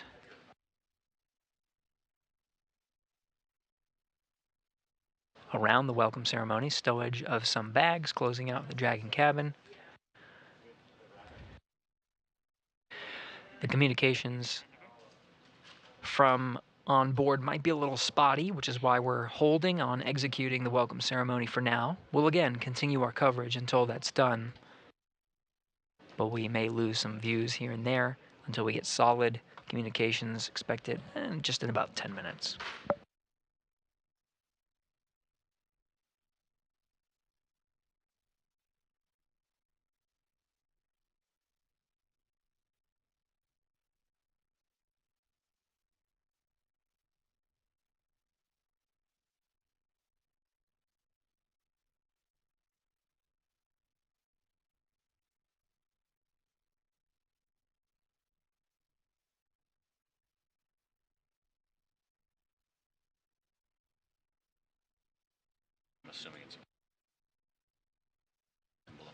The two Dragon commanders now inside Freedom. Commander Nick Hague inside the Dragon that he just took to the International Space Station with mission specialist Alexander Gorbunov as part of Crew-9, Matt Dominic, the commander of Crew-8. Today begins a 1-week-long handover period to set Crew-9 up for success as they join Expedition 72 and continue a long-duration stay aboard station of science and discovery. NASA astronaut Matt Dominic, commander of Crew-8, will wrap up his stay aboard the International Space Station and as part of Expedition 72. And he, along with his Crew-8 cadre, including Mike Barrett, Jeanette Epps, and Alexander Grabankin, will take their SpaceX Dragon back to Earth, splashing down off the coast of Florida. That Dragon is Dragon Endeavour, currently docked to the zenith side, or the space-facing side of the International Space Station. As expected, communications are a bit spotty. We're losing video incrementally from the International Space Station. Should be a little bit more steady about 10 minutes from now, maybe less than 10 minutes. Again, this is a live view from the International Space Station flight control room. Teams here have been overseeing Dragon's approach and docking. SpaceX Freedom, I was just looking for a go to get into location 23 and cover up my LIO before the timer expires.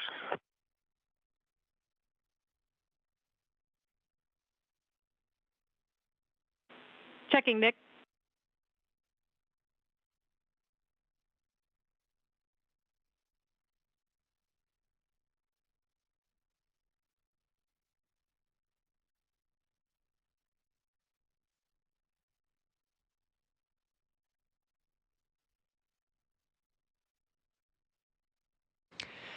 Teams in this room, again, as part of Orbit 3, the shifts in this room are 24/7. So 3 shifts per day, every day of the year, making sure that astronauts aboard the International Space Station, who have been there continuously for coming up on 24 years, making sure that they have everything they need and they're well looked after. And it's from this room that it happens. Marcos Flores is the flight director overseeing the operations today from approach and docking. Houston on 2 for Nick. We are go for step 6.3. Copy, go for 6.3. Thank you.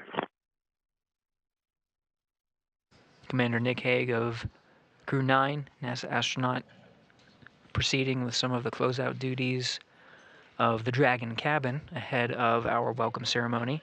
Again, Marcos Flores is the flight director today. On the bottom of the screen, Tess Caswell is the voice from here in Mission Control up to the crew. She's the one communicating from Houston up to the crew.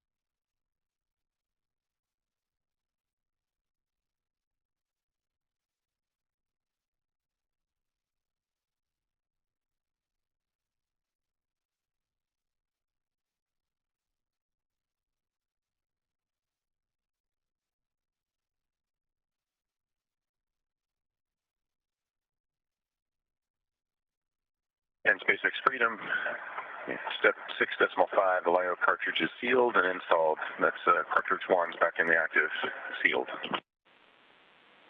All right, Nick, SpaceX copies. LIO 1 is back in the active slot, but is sealed.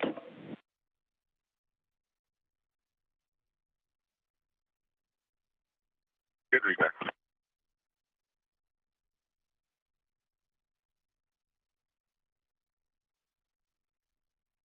We're hearing conversations about the LiO cartridges. These are lithium hydroxide cartridges that provide scrubbing of carbon dioxide from the atmosphere. Station Houston, on to any available crew for PAO scene setup.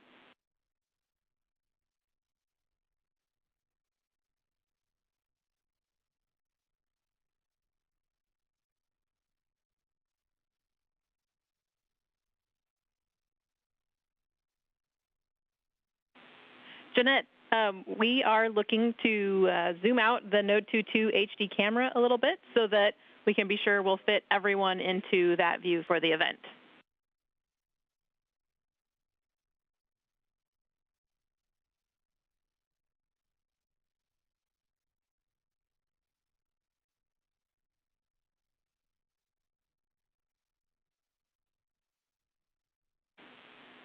We will take you up on that, Jeanette. Please move it back a little bit so we can get a wider field of view, make sure we can get everyone into the frame. Thank you.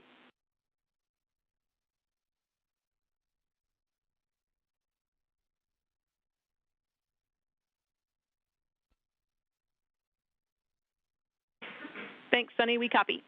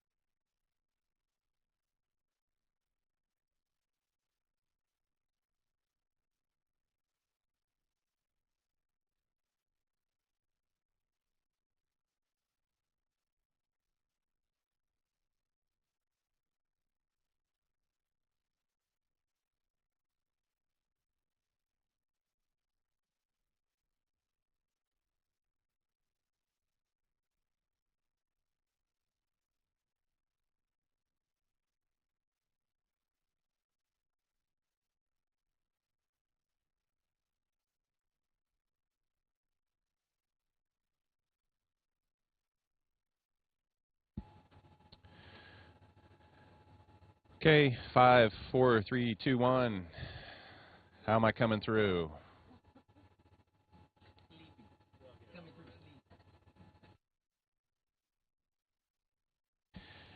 Probably still need me to talk longer so you can see if we got sync.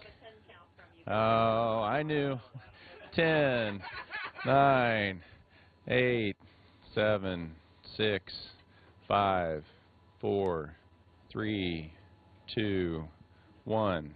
Hello to all my friends in the PAO office.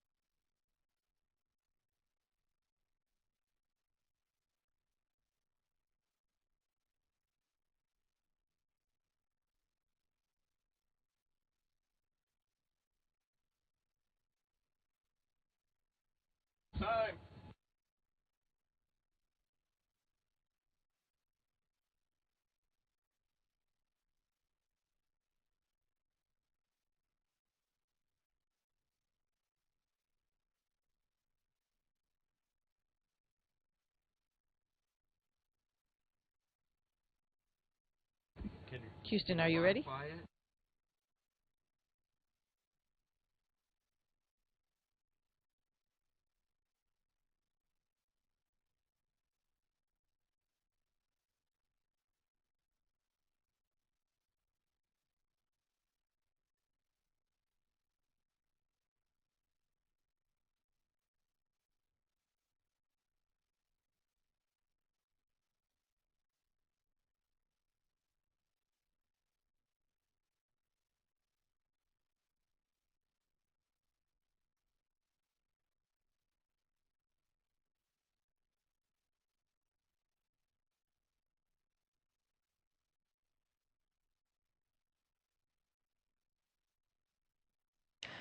This is Mission Control Houston. Crew is standing by to begin the welcome ceremony, just configuring a few technical things on the ground to enable all crew members and on each of the control rooms to be able to hear the welcome ceremony.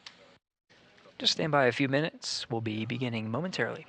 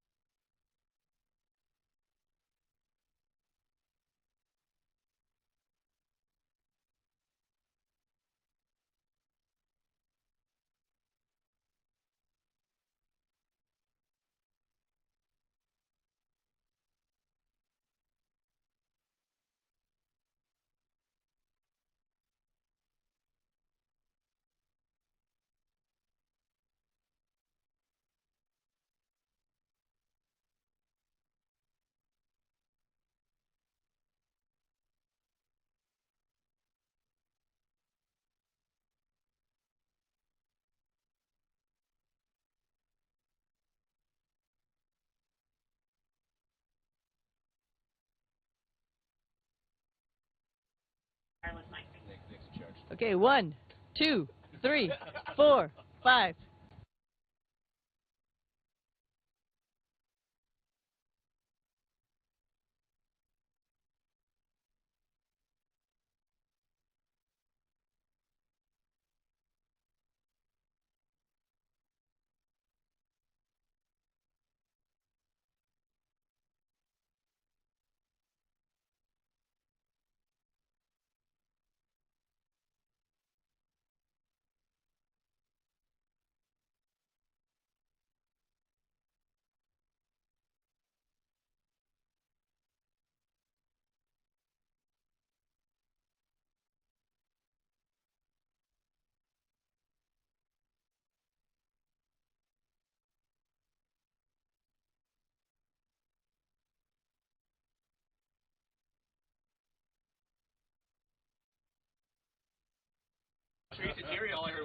Очень хорошо.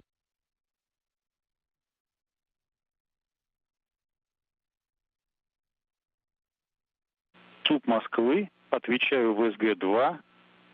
Проверяем связь. 1, 2, 3, 4, 5. Как вы слышите меня? Отлично.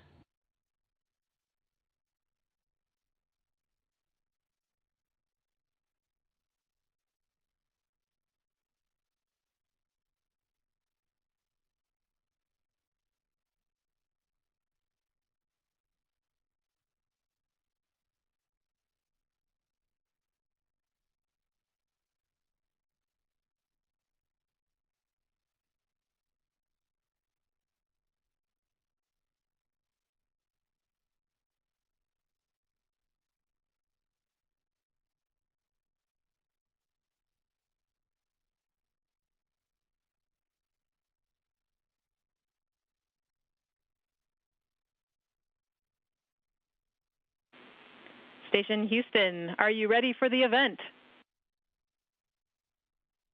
We are ready for the event.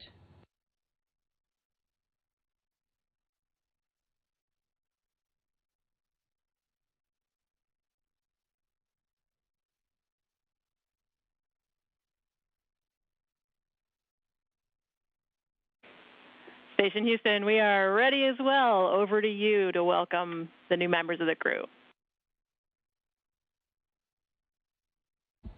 On behalf of Expedition 72, I just want to say welcome to our new compadres from Dragon Freedom. Alex, welcome to the International Space Station. And Nick, welcome back home to the International Space Station. It's great to be here with bringing the 72 back up to 11. Thanks, Suni. Alex and I had a smooth ride up here, and so first off I just want to say thank you to the teams that got us ready to fly Freedom to the station, and it was a awesome ride. And coming through the hatch and seeing all the smiles, and as much as I've laughed and cried in the last 10 minutes, I know it's going to be an amazing expedition, so I'm really looking forward to getting to work up here. So I'm very happy to be here in this huge, amazing laboratory, International Space Station. And I'm looking forward to working with this crew, Expedition 72, and with people who are supporting us on the ground, МСС Houston, МСС Moscow. Также хотел поблагодарить НАСА вместе со SpaceX и Роскосмос, которые продолжают сотрудничать по программе МКС, продвигают науку, эксперименты космические вперед. И хотел поблагодарить всех родных и близких за то, что меня поддерживали в этом путешествии, которое только начинается. Завтра первый рабочий день. Начнем работать. Спасибо.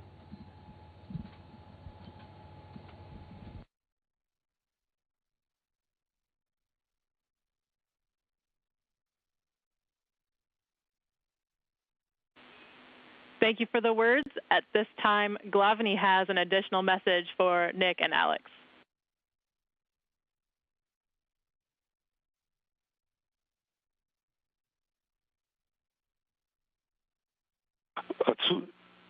ЦУП Москвы на связи. Я надеюсь, вы меня сейчас хорошо слышите. Я приветствую всех. Здравствуйте, добрый вечер. Ника и Александра, мы приветствуем отдельно, особо поздравляем с благополучным прибытием на борт и началом космической вахты. Удачи вам. Долгим разговором сейчас утомлять не буду, потому что, понимаю, насыщенный день, вы устали. Благодарю за внимание. Удачи, удачи, еще раз удачи от всех нас. Мы на связи и готовы вам помочь всегда.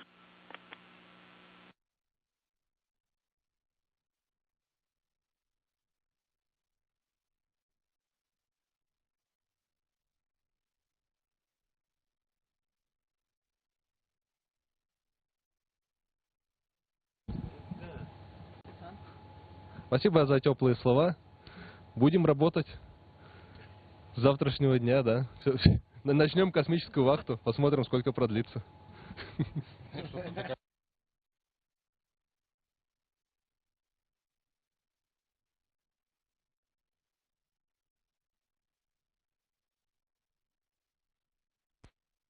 And with that, thank you to all participants. Station, we are now resuming operational audio communications.